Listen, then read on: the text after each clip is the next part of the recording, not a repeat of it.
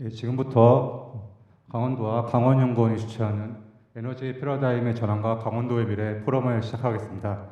예, 저는 오늘 사회를 맡은 강원연구원의 양철이라고 합니다. 예, 오늘 바쁘신 시간에 이렇게 참석해 주셔서 감사드립니다. 먼저 국민의례가 있겠습니다. 참석자분들께서 모두 자리에서 일어나 주시면 감사드리겠습니다.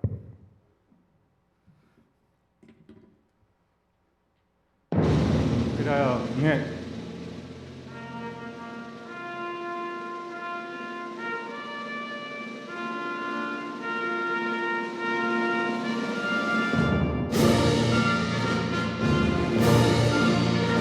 나는 자랑스러운 태극기야. 자유롭고 정의로운 대한민국의 무궁한 영광을 위하여 충성을 다할 것을 굳게 다짐합니다.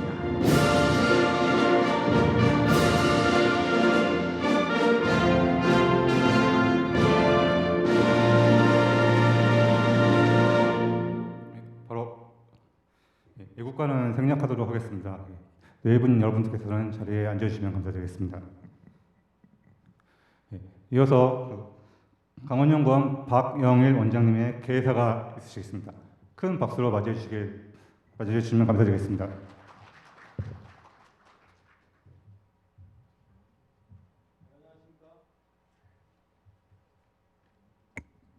예, 강원연구원장 박영일입니다.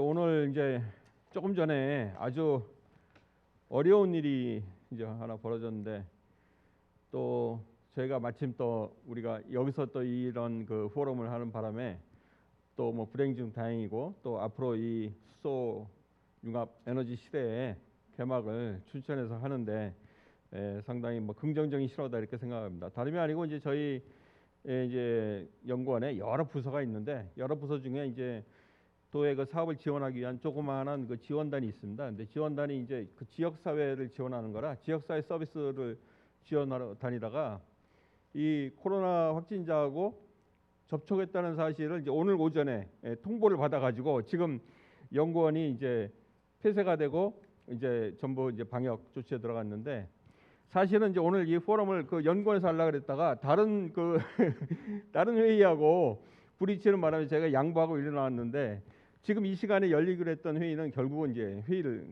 못하고 다음으로 미뤄졌습니다. 그래도 저희는 불행 중 다행으로 뭐 이곳에서 이렇게 포럼을 갖게 돼서 참 다행이다 이렇게 생각을 하면서, 하여간 앞으로 이런 이제 어려운 여건 속에서도 우리가 이러한 그 일들을 이루기 위해서 더욱더 힘을 내야겠다 이런 생각을 하게 됩니다.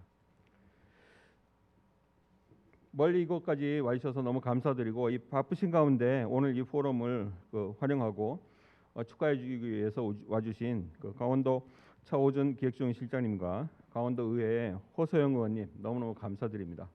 더군다나 이 두 분은 앞으로 저희가 이 일을 추진할 때 중앙정부와 함께 또 이 지역사회의 뜻을 모아서 이런 일들을 이루는데 크게 도와주실 분들이기 때문에 너무 감사하다는 말씀을 드립니다. 또 저희가 뭐 15년 이상 뭐 된 거로 기억합니다만은 수소 경제 시대를 계획을 할 때 초기부터 같이 이 디자인하고 또 미래의 수소 경제 시대를 위해서 온갖 힘을 다 바쳐 오신 우리 김정원 박사님 모시고서 이렇게 또 좋은 말씀을 듣고 우리 앞으로의 그 수소 경제, 수소 사회 실현에 대한 그런 여러 이야기들을 같이 듣게 돼서 너무 감사하게 생각합니다. 또 바쁘신 가운데 오늘 또 토론하기 위해서 와주신 강원도 과학시설 특별보좌관 강상규 보좌관님과 여러 이 토론에 참석해 주신 여러 전문가님들께 너무너무 감사드립니다. 뭐 다 아시는 것처럼 수소 경제에 대해서는 우리가 가야 할 길이라고 생각하면서도 그 실현 방법에 있어가지고 여러 가지 논의가 있어 왔습니다. 근데 앞으로 아시는 것처럼 지난 10월 29일에 대통령님께서 그 탄소 중립 2050을 발표를 하시고 이거에 대한 여러 실천 방안을 강구하는 중에 있습니다.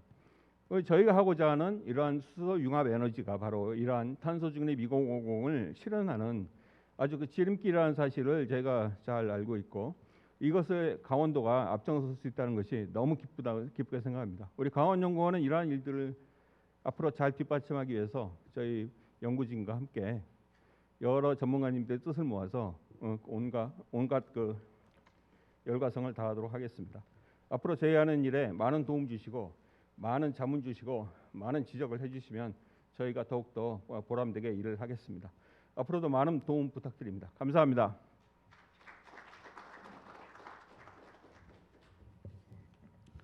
네, 감사합니다. 이어서 차호준 강원도 기획조연실장님의 환영사가 있으시겠습니다. 네, 큰 박수로 맞이해주시기 바랍니다.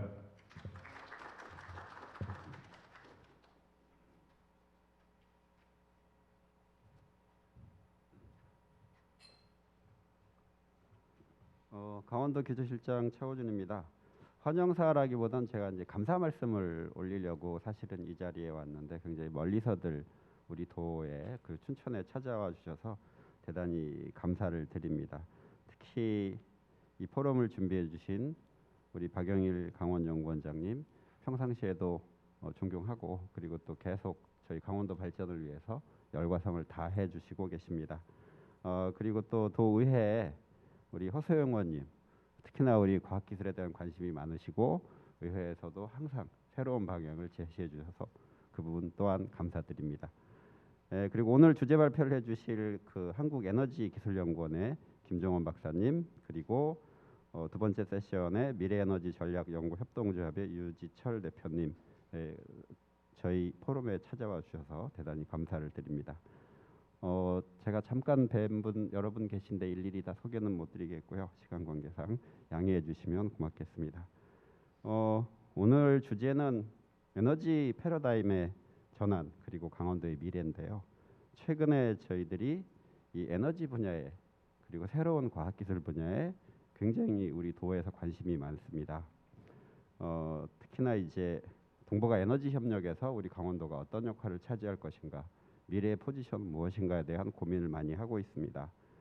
그리고 저희 도는 지난 7월에 이 액화수소 산업 규제자의 특구로 지정되어서 관련된 수소 시범 도시 조성 그리고 또 수소 드론 택시 이번 예산에 드론 택시 개발하는 예산 연구 개발비를 또 세웠습니다. 그리고 이제 수소 열차라든가 이런 수소 액화수소 시대를 선도해 나갈 수 있는 그런 역량들을 찾아보고자 노력을 하고 있습니다. 또한 이제 저희들이 장기적으로는 인공태양 연구의 그 거점이 되기 위해서 인공태양 연구단지 조성 사업도 저희들이 중점적으로 추진해 나갈 계획입니다.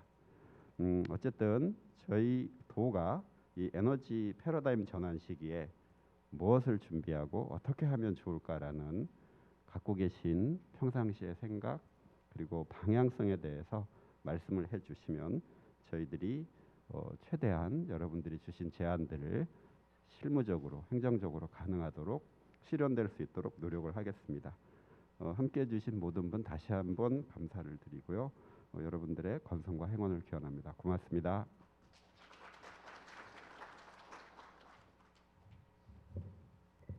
네, 감사드립니다. 이어서 강원도의 허소영 의원님의 축사가 있으시겠습니다. 큰 박수로 맞이해 주시기 바랍니다.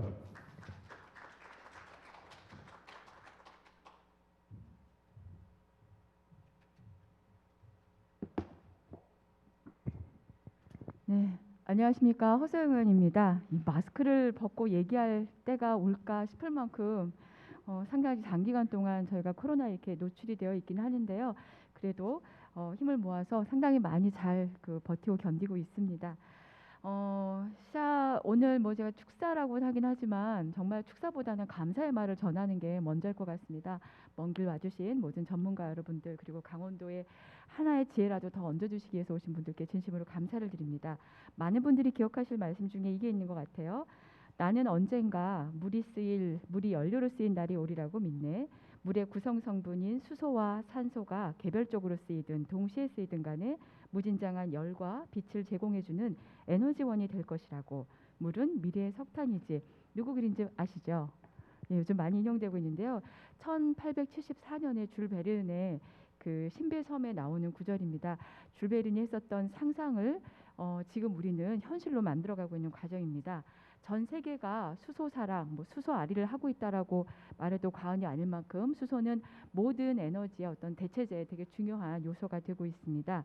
강원도도 지방 정부로서 이번에 그 수소 규제 자유특구 또 수소 생산기지 등으로 지정되면서 수소 산업화에서 담당해야 될 역할을 깊이 고민하고 있습니다.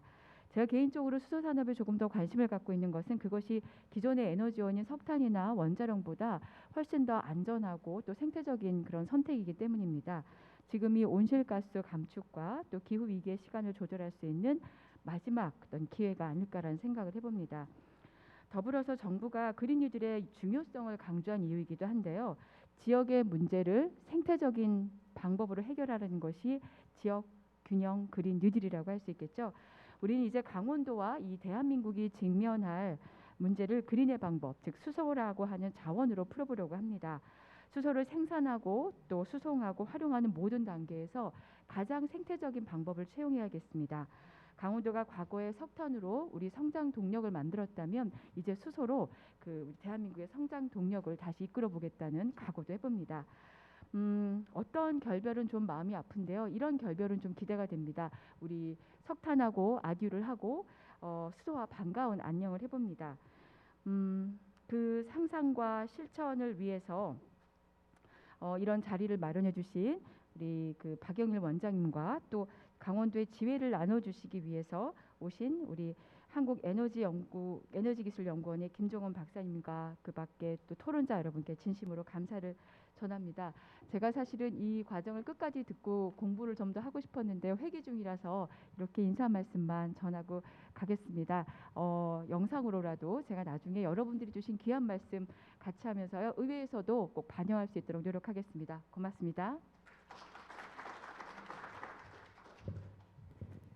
네, 감사드립니다. 이상으로 개회식을 마치고 기념 촬영 이후 1세션을 시작하도록 하겠습니다. 오늘 이렇게 참석해 주신 네 발제자 및 토론자 분들께서는 지금 단상 앞으로 이렇게 이동해 주시면 감사드리겠습니다.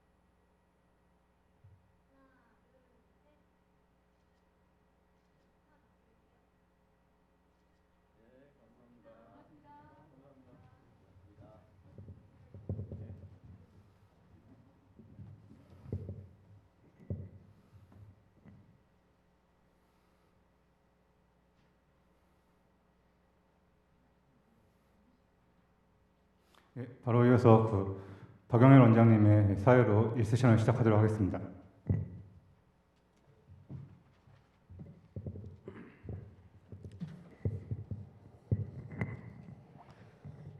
예, 오늘 모든 전문가님께서 정말 이 수소경제 위해서 애쓰시는 많은 분들이 오늘 오셔가지고 너무 감사드리는데 저는 이제 오늘 이 세션에 수소사회를 위한 지자체의 준비라는 그 세션에 저장을 맡은 강원연구원장입니다. 사실 저는 이제 저보고 인사말을 하라 그랬는데 제가 정말로 존경하는 우리 김종원 박사님이 오셔서 발제하시기 때문에 제가 이 세션 저장까지 제가 하겠다 이렇게 얘기를 했습니다. 우리 김종원 박사님은 그 수소 에너지 기술 개발 사업단을 국책 사업단을 오래 이끄시고 우리나라 수소 에너지 연구에 그 산 증인이십니다. 그리고 현재도 그 한국 수소 및 신에너지학회 그 명예회장으로 계시고 아직도 일선에서 수소 에너지 연구를 하고 계십니다.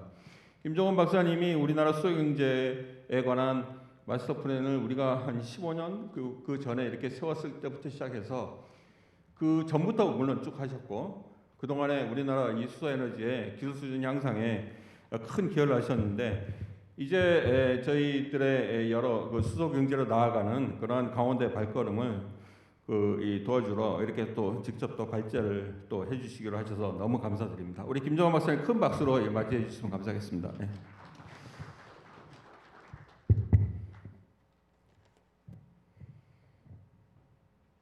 예,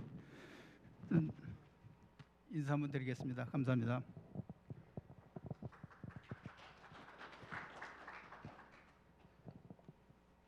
사실 우리 박 원장님하고는 굉장히 한 17년 전에 저희가 프론티어 사업이라는 수소에너지 사업단을 시작을 했을 때 차관으로 계셔가지고요. 굉장히 그 수소에너지에 대해서는 뭐 저보다도 더 많이 공부하신 분이 아닐까 싶습니다.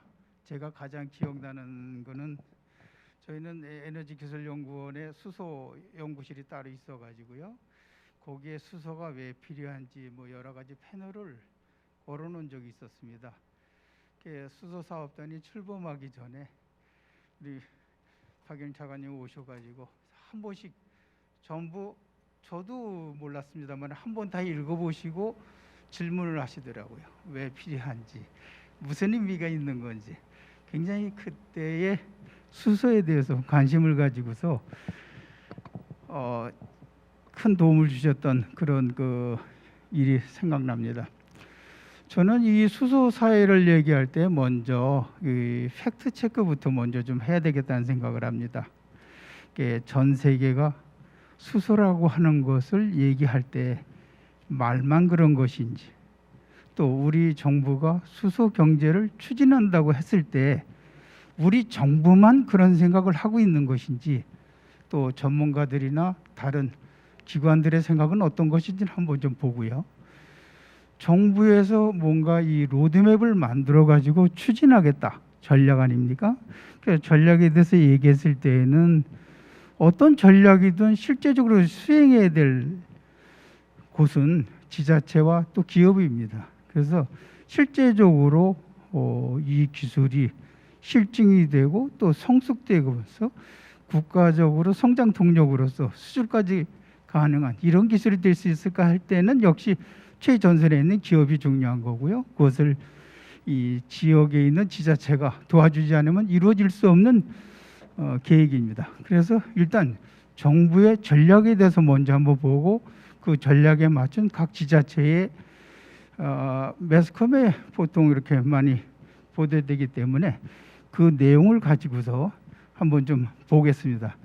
사실 이 강원도 쪽에서 이런 전략을 가지고서 이렇게 하겠다고 말씀하실 때에는 저보다 더 많은 공부를 하시고 또 많은 그 전문가들이 모여서 기획과제라는 걸 틀림없이 이제 거쳤을 겁니다. 거기서 나온 것들이 실제 매스컴상에서 보통 사람들이 접할 수 있는 그런 연구 내용이 아닐까 이렇게 생각을 합니다. 그래서 저는 이것을 뭐 내용을 가지고서 얘기하는 것보다도 이런 분위기에서 우리 입장에서는 이 정도까지 한다 하는 것을 가지고서 한번 다시 한번 좀 그냥 체크해보는 정도 수준으로 이렇게 얘기를 하겠습니다. 전반적으로 아무튼 여기 지금 세계적인 정세나 지자체의 그 여러 가지 계획을 보더라도 뭔가 시사점이 있고 거기에 대해서 우리가 생각해야 될 점이 있을 거라고 생각을 합니다. 지금 그래서 지금 말씀드린 대로 이런 순서로 하나씩 한번 짚어보겠습니다. 당장 뭐 우리 정부가 무슨 얘기를 했고 또 우리 지자체 강원도에서 어떤 얘기를 했다는 것을 다 알고 있습니다. 그걸 다시 한번 좀 팩트 체크하는 의미에서 본다면 이 전 페이지 것은 사실 뭐 2005년도에 친환경 수소경제 마스터 플랜 세운 거는 알고 있습니다. 하지만 그건 2005년도 얘기고 가장 최근 2년 것만 여기 지금 전시 봤습니다. 수소 경제 활성화 로드맵 만들어진 게 2019년도 1월이고요. 그 이후로 에너지 기본 계획, 수소 경제 표준화 전략 로드맵 쭉 2020년이 들어서 가지고서는 지금 수소 경제 위원회 출범이 됐고 또 1차 회의까지 가던 입장이고요. 그린 뉴딜 5대 과제까지 발표를 했습니다. 지금 현재 뭐 우리나라 수소 자동차가 몇 대고 충전소가 몇 대고 하는 거는 이미 신문지상에 다 나와 있습니다. 하지만 이제 이런 얘기를 할 때에 산업통상자원부 신에너지 산업과가 2020년도에서 공식적으로 2019년대 실적에 대해서 얘기한 게 있습니다. 그래서 요걸 한번 좀 요약을 했습니다. 어쨌든 수소 전기차 2019년도 글로벌 판매량 우리나라가 1등이라는 얘기를 했던 거고요. 또 충전소에 대해서도 2019년도에 20기 가장 많은 1년 안에 가장 많은 그 수소 충전소를 구축했다는 얘기도 했었습니다. 또 연료전지 발전에 대해서도 세계 시장에 이미 40% 정도를 한국이 차지하고 있다. 현재 위상이 이렇다 하는 것까지 일단은 좀 알고서 넘어가고자 합니다. 그러면 이제 이 수소 경제라는 게 뭐냐? 수소 경제가 뭐냐고 얘기할 때에 2019년도 1월 달에 로드맵상으로는 뭐라고 얘기했냐면 이 개념을 이렇게 잡았었습니다. 수소 경제 개념도 해서 여기 있는 빨간 박스 안에 있는 내용을 그대로 한번 읽어보겠습니다. 수소가 자동차 등 수송용 연료, 전기, 열 생산 등 주요한 에너지분으로 사용되는 경제다. 이렇게 지금 정의를 내렸었고요. 수소가 경제 성장과 친환경 에너지의 원천이다 하는 식으로 경제 개념을 설명을 했었습니다. 왜 수소냐고 얘기할 때에도 새로운 성장 동력이 될 것이라는 얘기를 했고 해외 의존도가 높은 우리나라 에너지 사정을 보니 에너지 자립도 높일 수 있겠다는 얘기를 한 거고요. 또 미세먼지서부터 시작을 해가지고 도시 대기질 문제가 악화되는 문제를 막을 수 있는 친환경 에너지다 하는 점을 로드맵 2019년도 1월 달에 얘기할 때 이제 이런 얘기를 했습니다. 근데 아시다시피 국가마다 전부 사정이 다 틀리지 않습니까? 지역마다 다 사정이 틀립니다. 그럴 때 어떤 그림을 그릴 것이냐 이럴 때에 대표적으로 세 군데의 거를 제가 인용을 했습니다. 일단 미국과 같은 경우는 수소를 어떻게 만드느냐 하는 관점에 있어서는 당연히 지금 뭐 쉘가스가 있으니까 그 사람들은 뭐 쉘가스도 얘기를 하는 거고요. 또 모든 분야에 자기가 가지고 있는 역량 자체는 재생에너지는 국토가 넓으면 유리하지 않습니까? 풍력, 태양광 마찬가지죠. 그래서 이런 여건을 생각해 볼 때 미국이 가지고 있는 것, 즉 수입이 아닌 미국 내에 존재하는 모든 에너지를 수소를 만드는 데 한번 이용해 보자 하는 관점에서 원자력까지도 포함해 가지고서 그렸습니다. 수소를 만들어서 뭐 모든 분야에다 쓰겠다고 하는 그림을 그린 거고요. 그럼 바로 우리 옆 동네에 있는 일본과 같은 경우는 뭐 우리랑 똑같이 에너지 자원도 많지도 않고 또 여러 가지 관점에서 국토도 좋고 재생에너지 가지고 수소를 만든다 하는 것도 한계점이 있으니 수입을 하자는 의견을 내놓을 수밖에 없는 입장이 되었고요. 그래서 여기 지금 보시다시피 해외에서 어떤 형태로든 수소를 액화시키든지 수소를 함유한 유기물을 들여오든지 해서 이용해 보겠다. 이용 분야 쪽은 다 똑같습니다. 유럽 같은 경우는 여기 보시는 바와 같이 대동서이합니다. 대동서이한데 다만 유럽이라고 하는 데는 하나의 경제권으로 서로 묶여 있는 데다가 또 기술이라고 하는 것은 수소에 관련된 기술은 이미 유럽이 많이 가지고 있습니다. 뭐 린데도 있고요. 그래서 모든 분야 쪽을 보니 기술 우위적인 이런 그 입장을 생각해 가지고 이 수전해 쪽 기술을 가지고 하더라도 유럽 기술이 들어갈 거라고 이렇게 보고 있는 거죠. 그래서 유럽 기술 자기들은 어쨌든 간에 똑같습니다. 다른 건 다 똑같고요. 다른 건 다 똑같은데 유럽이 가지고 있는 우위 기술이 이렇게 수소 경제로 가는데 큰 도움이 될 것이다. 그러니까 한마디로 수소 경제가 되면 돈은 유럽에 많이 떨어질 수 있겠다는 생각을 가지고 있는 것이 지금 현실입니다. 그래서 지역마다 국가마다 좀 차이가 있는데 아시다시피 아시아권은 일본 독자적이고 한국 독자적이고 또 중국 독자적이지 않습니까? 그래서 이런 데하고 유럽과 같이 서로 적병하면서 서로 에너지를 주고받는 이런 시스템하고는 다소 좀 차이가 있다 하는 것도 일단은 팩트 체크로 넘어가겠습니다. 지금 수소 시장에 대해서는 전망치가 상당히 많이 나오고 있는데 저희가 사업을 2003년도부터 5년 정도 단계를 두고서 여러 가지 수소 경제에 대한 전망치를 계속 봐왔습니다. 그걸 정리도 해보면서 그 당시는 완전히 핑크빛 전망만 있던 시대거든요. 상당히 수치에 대해서는 실체가 없어요. 왜 그렇게 될 것인지는 전부 다 가정인데 이 가정에 들어가야 되는 이 현상 자체, 기술 자체에 대해서는 아직도 상용화돼서 눈으로 보이는 것들이 없기 때문에 일단은 좀 무리하게 좀 잡은 경우가 있고요. 모든 발표기관 연대마다 굉장히 큰 차이를 뒀었습니다. 하지만 최근 3년간에 나오는 이 데이터를 보게 되면 상당히 서로 접근되어 있습니다. 그래서 현재 2018년부터 2020년 정도 수준이 약 1년에 1,300억 불에서 1,800억 불 사이에 있는 정도 수치를 가지고 전망을 하고 있습니다. 그래서 이런 부분은 일단은 좀 요약을 해서 적어놨습니다. 그럼 제가 소대에 말씀드린 대로 이것이 우리나라만 하는 거냐? 당연히 우리가 뭐 맨 처음에 에너지 분야에서 우리가 맨 처음에 얘기한다고 할 때는 사실 그럴 일이 별로 없죠. 왜냐하면 에너지 산업 자체는 기업으로 보면 대기업 위주고 또 큰 나라 위주로 요즘 얘기하는 옛날부터 얘기했던 그 메이저 그룹 위주로 움직였던 이런 시스템이거든요. 그래서 우리 입장에서 보게 되면은 수소가 가진 장점을 받아들이고 같이 여러 가지 정보를 공유하는 과정에서 수소 경제라고 하는 것을 우리 쪽은 이제 눈을 뜨게 된 형태고요.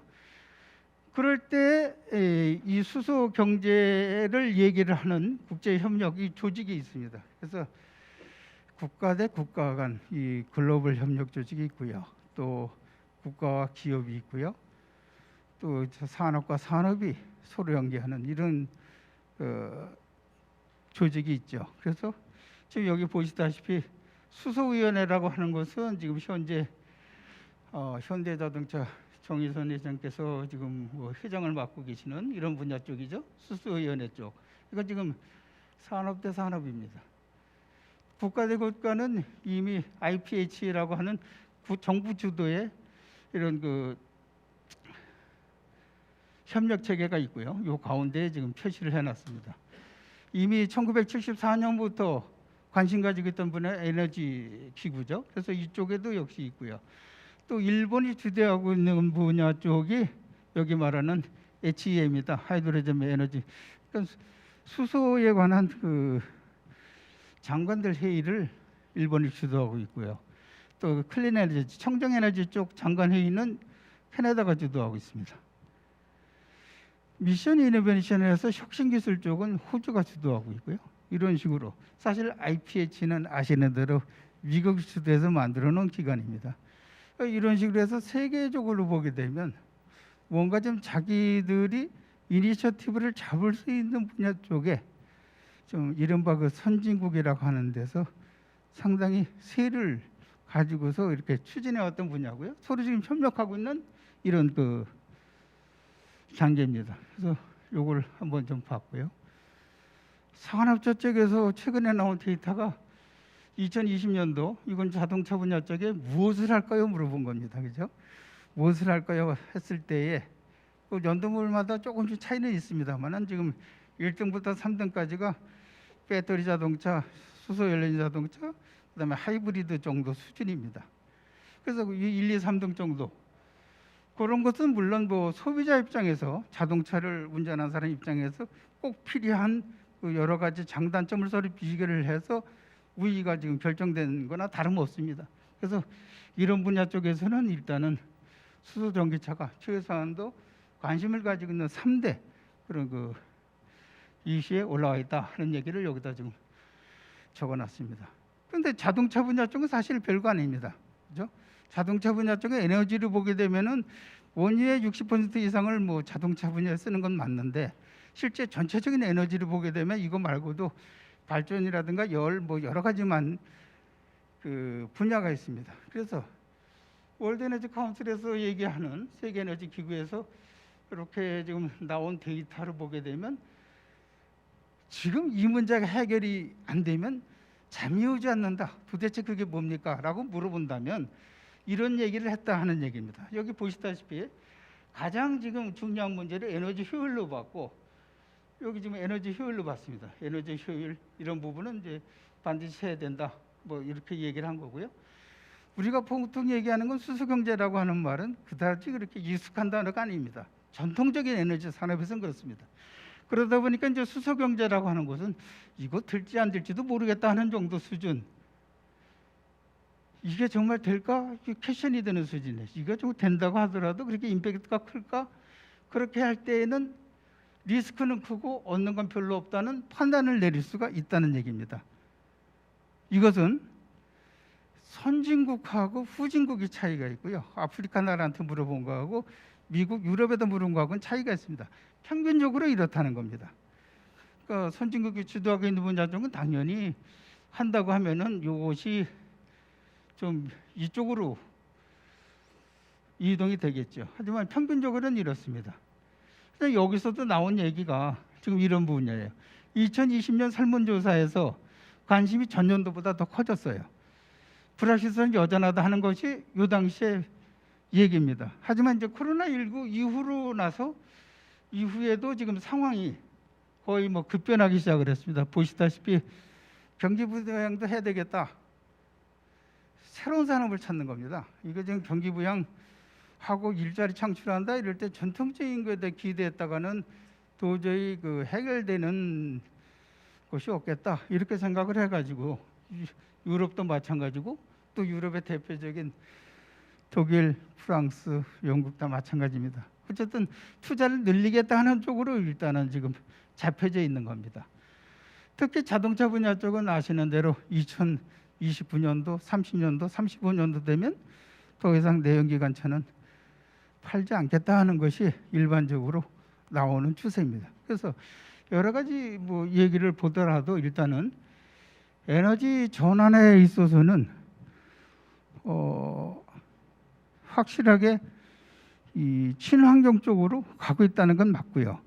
지금 여기 이 도표가 보여주는 바는 이렇습니다. 만약에 에너지 효율을 얘기를 한다고 할 때 수소 경제에 들어가는 핵심 기술이라고 하는 거, 즉 연료전지 기술, 뭐 이런 기술 자체가 에너지 효율과 밀접한 관련이 있기 때문에 이게 잘 되면 자연히 이것은 같이 따라갈 수밖에 없는 그런 그 기술적인 연관성이 크다 하는 것을 말씀드리고 다음으로 넘어가 보겠습니다.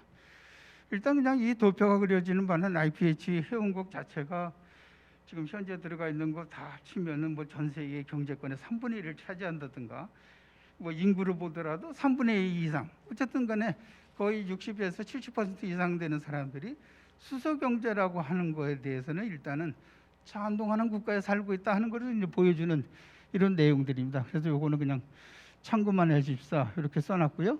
여기 전체적으로 합쳐서 지금 현재 수소 연료 전지에 대해서 자동차에 대해서 또 수소 연료 전지 발전에 대해서 어느 정도 수준인가 하는 것을 여기 합산해서 이렇게 좀 적어놨습니다. 요건 그냥 참고로 좀 하겠습니다. 그래서 IEA에서 나온 이 2018년도 데이터를 가지고 2019년도에 지금 나온 데이터를 보게 되면 2019년도 6월 겁니다. 수소를 지금 현재 어떻게 만듭니까? 이럴 때 첫 번째가 천연가스입니다. 두 번째가 석탄입니다. 나머지가 뭐 원유 베이스가 좀 있고요. 산업체에서 쓰고 있는 부산가스가 좀 있는 정도 수준입니다. 어쨌든 가장 많은 것은 천연가스고 그 다음에 석탄입니다. 어디다 쓰고 있느냐 할 때 이렇게 석유화학이라든가 아니면 뭐 정유에 대부분 쓰고 여기 보시다시피 수송이라고 하는 것은 그야말로 0.01%도 안 되는 상당히 작은 양입니다. 현재 시점에서 그렇다는 얘기입니다. 만약에 이것은 이제 앞으로 점점 커질 것이라고 생각을 하고 있는 거고요.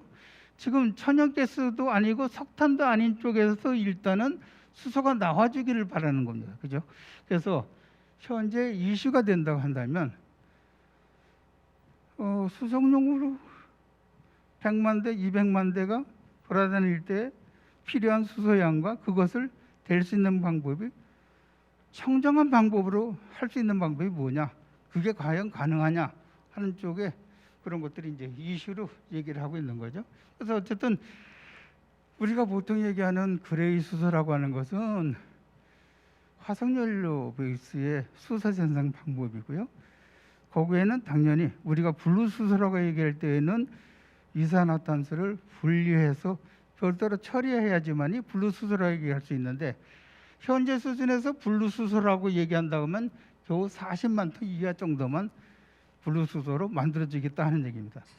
만약에 천연가스 베이스가 됐든 뭐가 됐든 현재 입장은 이산화탄소를 어떤 식으로든 처리해서 하는 방법이 가장 바람직한 방법이다 하는 것을 말씀드리기 위해서 현재 상황을 요걸 하여튼 정리를 했습니다.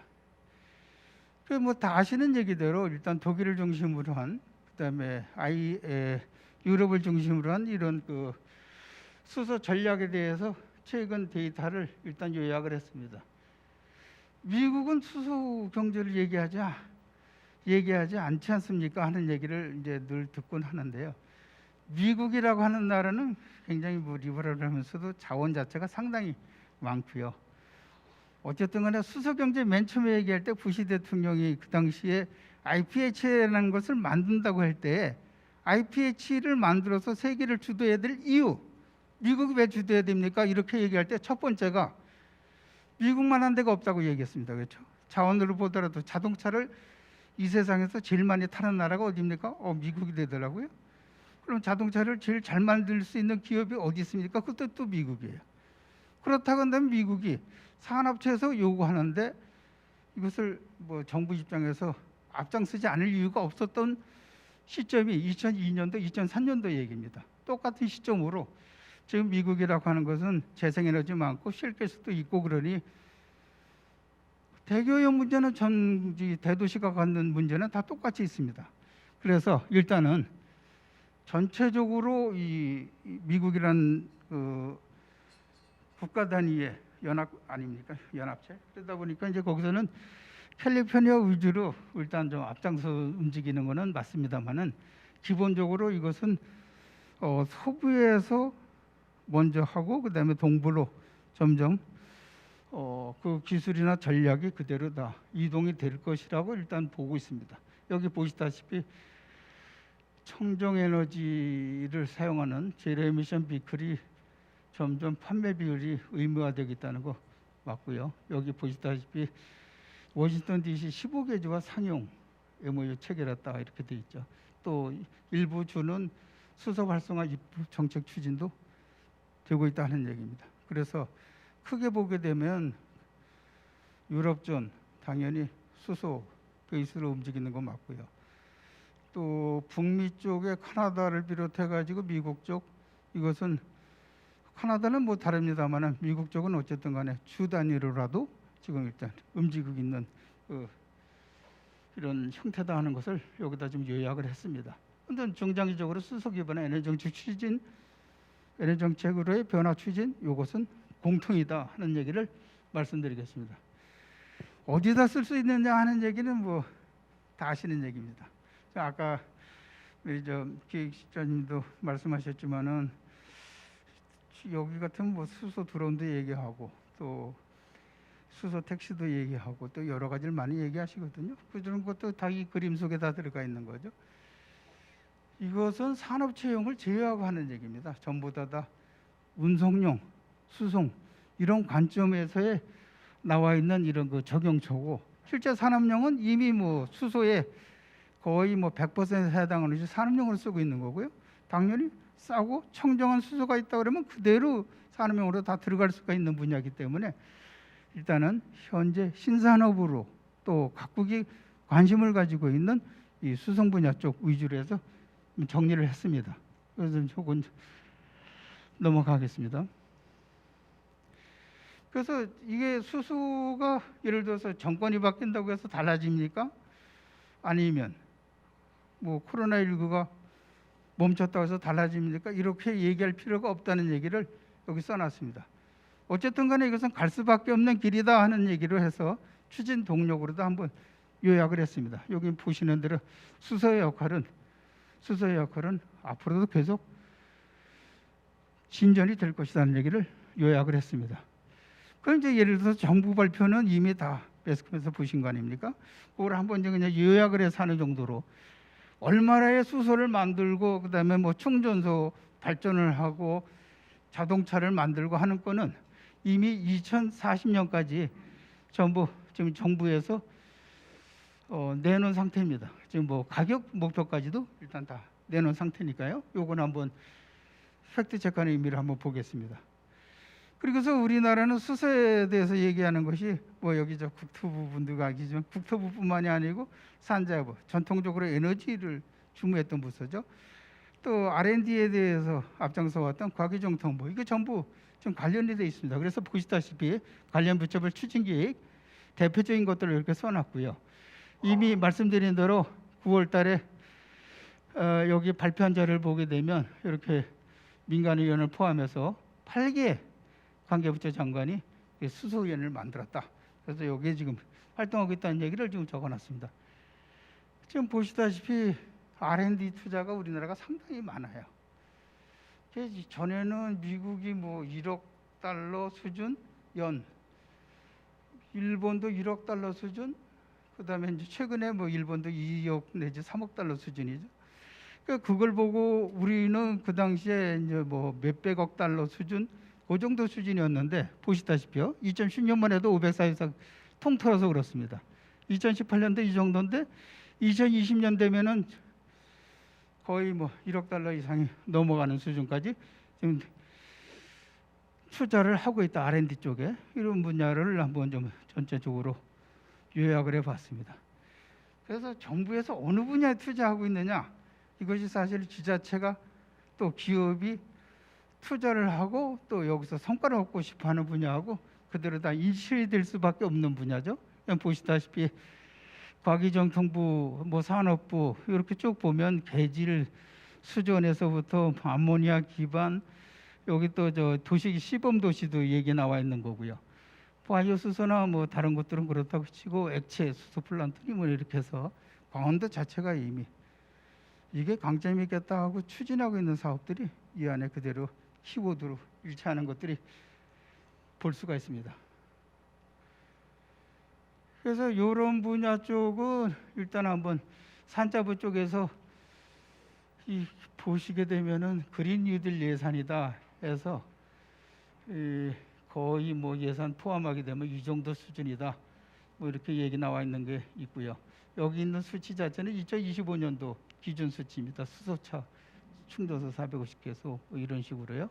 그래서 아무튼 전체적으로 보게 되면 수소 R&D 로드맵 그 다음에 이런 식으로 그린 뉴딜 등등 해가지고서 수소와 관련된 키워드 이런 분야 쪽에 일단 관심을 가지고 봐야 되겠다 뭐 이런 생각을 하시게 될 겁니다. 그래서 그건 뭐 이미 다 아시는 얘기대로 수소경제위원회에서 개최돼서 무슨 얘기를 했는가 하는 것들을 9월 달에 요약한 내용을 그대로 한번 좀 적어봤습니다. 그래서 이 내용 그대로 한번 좀 참고해 주시고요. 여기 또 기업체 입장에서는 특히 수소 전문 기업 육성 굉장히 관심 가지고 있지 않습니까? 뭐 아시는 대로 기업 생태계 이런 부분도 뭐 여러 가지 규제, 프리존이니 뭐니 샌드박스니 여러 가지 이제 이름으로 해가지고서 상당히 많이 또 인력 양성까지 포함해서 이런 것들은 이제 키워드를 많이 얘기를 합니다. 어쨌든 여기 좀 연도별로 해가지고 수소 생산 이런 부분이 있고요. 또 지역 수소 혁신기관 연계 특화 클러스터 조성 이렇게 돼 있죠. 이쪽 강원권은 호남하고 강원권이 그린 수소 생산형이다 이렇게 좀 써놨습니다. 그죠? 이제 호남, 강원권 이런 걸로 이렇게. 일단 이것이 지금 공식적으로 한국판 뉴딜과 수소경제란 이름으로 산업통상자원부에서 나온 자료를 제가 그대로 캡처해서 넣는 겁니다. 그래서 아무튼 이 내용들을 한번 봐주시기 바랍니다. 수소경제위원회에서 나온 얘기들 다시 한번 이렇게 좀 써놨는데요. 제가 지금 지금 세션 2에서도 이 해외하고 어떤 식으로 협력을 가져야 되는가 뭐 이런 부분도 언급이 되는 걸로 저는 이제 알고 있습니다만, 어쨌든 이게 해외 수소를 공급을 한다고 하면은 뭐 자본을 우리가 대고 자본과 기술을 대고 저쪽에서는 현지에서는 예를 들어서 PV로 해서 상대방 국가에서 전기를 공급하는 사업을 한다고 하더라도, PV는 뭐 아시다시피 우리 하나 솔라셀에서 나오는 것들이 뭐 세계적인 상당히 그 성과가 좋은 그런 그 기술 아닙니까? 그래서 그런 상품을 가지고서 현지에서 뭐 뭔가 파이낸싱을 해서 발전을 한다고 하더라도 뭐 일부 발전 현지에서 조달을 하고 나머지 남는 것들은 뭐 수전을 해서 우리나라 들여오겠다, 이런 전략은 얼마든지 세울 수 있는 거고요. 또 거기에 맞춰서 호주도 마찬가지고요. 이 예제 자체는 뭐 보니까 여기 뭐 파타고니아 제방 얘기 나오고 뭐 이런 것들은 뭐 일본도 다 비슷한 그림 그리죠, 그죠? 호주 일본 그림하고 거의 비슷하게 한번 좀 재생에너지가 풍부하던, 이쪽은 지금 뭐 풍력자원 풍부한 나라 아닙니까? 어떤 그림 자체가 상당히 해외에서 유입한다고 할 때에는 일본이 가지고 있는 수소 공급 루트와 우리나라가 가지고 있는 수소 공급 루트가 크게 차이 날 수는 없습니다. 그래서 그런 분야 쪽에 이제 참고하시라고 해서 일단 써놓은 거고요. 그래서 아무튼 전체적으로 이게 보게 되면 타당성 조사 및 기술성 실증 이런 데를 위주로 해가지고 움직일 것이다 하는 얘기를 적어놨습니다. 그래서 지자체 입장에서 보게 되면 또 이런 부분이죠, 그죠? 여기 지금 예를 들어서 호남권하고 강원도권이 청정수소 만드는데 뭔가 좀 관심을 가져야 되겠다. 또 여기서는 수소 생산해서 공급할 수 있는 능력이 있다 이렇게 생각을 할 때, 예를 들어서 새만금 호남 지역이죠. 여기서는 그린산단을 중심으로 해서 그린수소 실증적으로 육성 추진한다, 뭐 이런 식으로 지금 이렇게 전략으로 해서 이렇게 좀 나와 있는 부분이 있고요. 다른 것들은 뭐 다 뭐 좀 넘어가겠습니다. 이것도 뭐 특별하게 앞서 말씀드렸던 여러 가지 내용들이 그대로 들어가 있기 때문에 그냥 거들떠 보는 걸로 해서 넘어가겠습니다. 산자부에서 9월 달에 발표할 때는 9월 이후에 산자부에서 가지고 있는 여러 가지 그 일정에 대해서도 그 당시에 한번 얘기를 했길래 저도 이렇게 좀 적어놨습니다. 사실 부생수소 가지고서 수라시설 만든다, 이거 뭐 매스컴에 다 나왔던 얘기고요. 수소 자동차 가지고서 움직이시는 분들은 또 안전교육, 옛날 뭐 LPG차 운전할 때하고 똑같은 이런 교육을 받아야 되느냐, 그런 부분에서 어떤 식으로 개선할 건가 뭐 이런 것들을 12월 달까지 논의하겠다 뭐 이런 내용들이 좀 들어가 있습니다. 어쨌든 이런 건 지금 참고로 했고요. 과학기술 정통부를 중심으로 해가지고 현재 지금 로드맵 만드는 거를 좀 더 지금 버전 2.0입니다. 먼저 번에 얘기 나온 것들이 2019년도 1월에 나온 게 첫 번째 로드맵이라고 한다면, 다시 한번 튜닝을 해가지고 만들어 놓은 그런 그 로드맵이 현재 지금 만들어지고 있는 거죠. 그래서 크게는 예를 들어서 수소 생산 공급 인프라 기술 개발 쪽, 그다음에 해외에서 수소를 들여오는 쪽, 거기에 관련되는 기술 개발하겠다, 좀 수소 도시 이런 쪽으로 해가지고 크게 이 세 가지를 가지고서 실제적으로 결과물을 가지고서 이제 서로 검증하는 단계까지 하겠다 하는 내용이 지금 들어가 있습니다.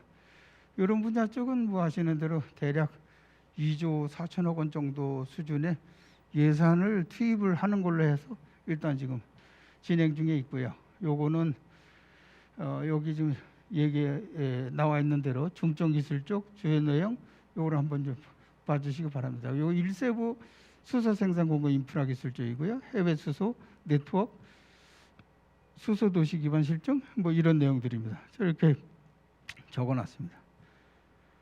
그런데 수소의 기술은 상당히 많습니다. 그죠? 수소를 생산하고 문제, 수송 저장하는 문제, 실제 이용하는 문제, 이런 데에 대해서 각각이 상당히 많은 기술이 있습니다. 그래서 이런 기술 쪽은 이미 상업화되어 있는 분야도 있고, 산업용으로 이미 뭐 우리나라만 해도 190여만 톤을 만들어줘 가지고 실제 시장에 돌아다니는 게 28만 톤 정도 되는 거거든요. 그래서 그렇게 쓰고 있으니까 실제 산업은 있습니다. 기술도 있고요. 거기에 적정한 기술이죠. 근데 우리가 요구하는 것은 충전소에 관련된 기술, 수소, 자동차 운행에 관련된 이런 뭐 기술 쪽입니다. 그래서 그동안 산업용어로 수소 저장을 얘기할 때 700겹 얘기하지 않았거든요. 지금 자동차 쪽은 이미 700겹을 넣어야 되는 입장이기 때문에 거기에 필요한 기술이 이제 따라 붙어야 되는 거죠. 그래서 거기에 맞는 기술들 여러 가지를 우리 입장에서는 개발해서 넣어야 된다 이런 얘기입니다. 그럼 한번 이제 오늘의 주요 이슈인 그 지자체 문제권으로 일단 한번 그냥 쭉 훑어만 보겠습니다. 정부에서 로드맵을 발표하고 그다음에 지방자치단체에서 거기에 호응을 해주는 역할. 이것은 뭐 일본이나 해외도 다 마찬가지입니다. 그렇죠? 해외도 다 마찬가지로 정부에서 큰 틀에서 이런 그림이 좋겠다 해서 얘기했으면 거기에 이제 지방자치단체에서 우리는 이게 가장 잘할 수 있습니다 하고 얘기를 하는 거죠. 지방자치단체 입장에서 뭔가 투자한다고 할 때 속된 말로 맨 땅에 헤딩하는 거 안 하시지 않습니까? 그죠? 우리 기업이 있느냐를 먼저 따지실 거고 우리가 뭘 잘할 수 있을까를 고민하셨을 겁니다. 그죠? 그런 것들은 이미 뭐 말씀드렸다시피 기획과제로 해왔다는 것을 저도 잘 알고 있습니다.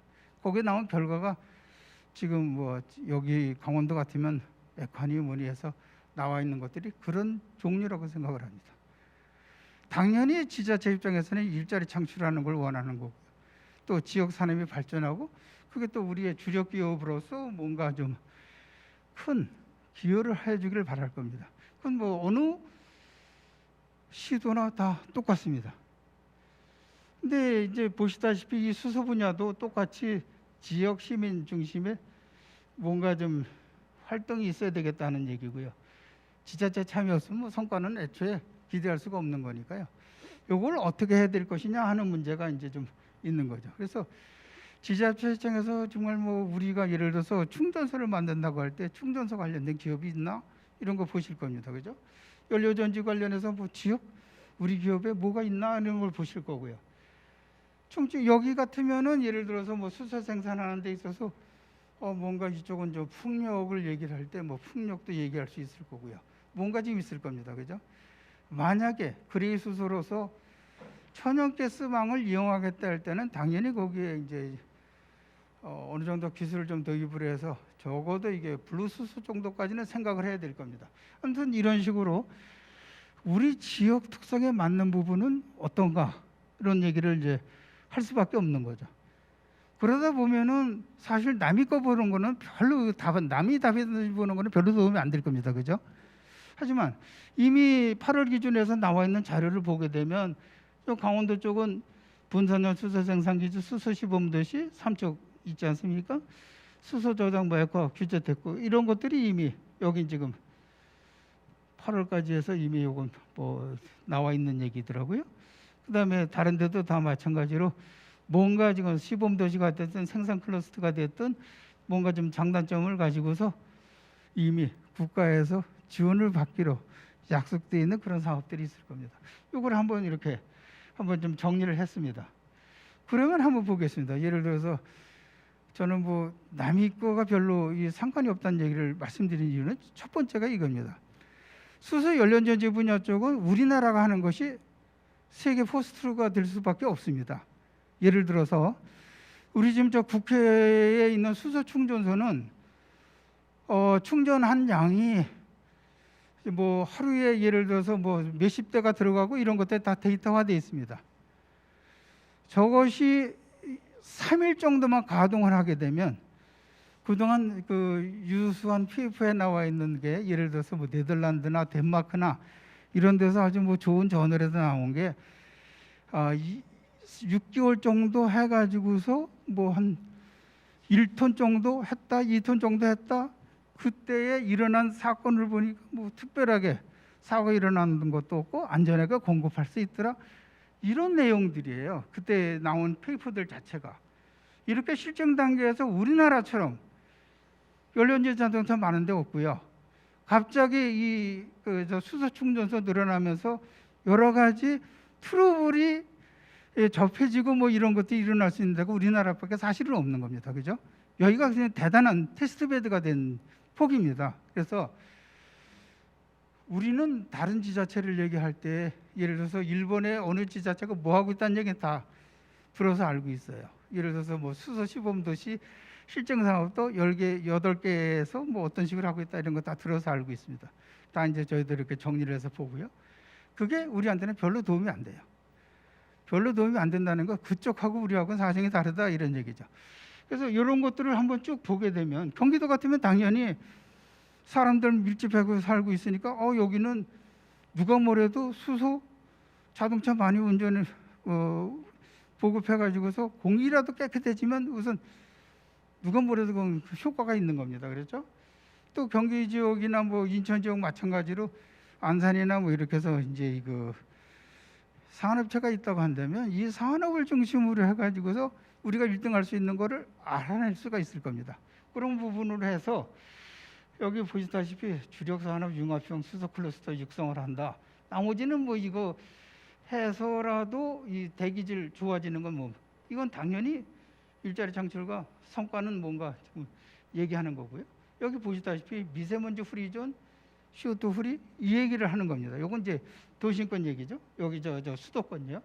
인천도 마찬가지죠. 인천도 뭐 지금 보시다시피 쭉 하겠다고 하는 것들이 이제 이렇게 돼 있고 뭐 기업체 그 관계기관 합쳐가지고서 여러 가지 뭐 MOU도 하고 뭐 이러는데 어쨌든 여기도 보시다시피 미세먼지 온실가스 저감 효과 당연히 이거 앞장서서 들어가 있는 내용들입니다. 당장 현안 문제를 해결할 수 있는 거 밑줄 치고서 일단 한번 좀 본 거죠.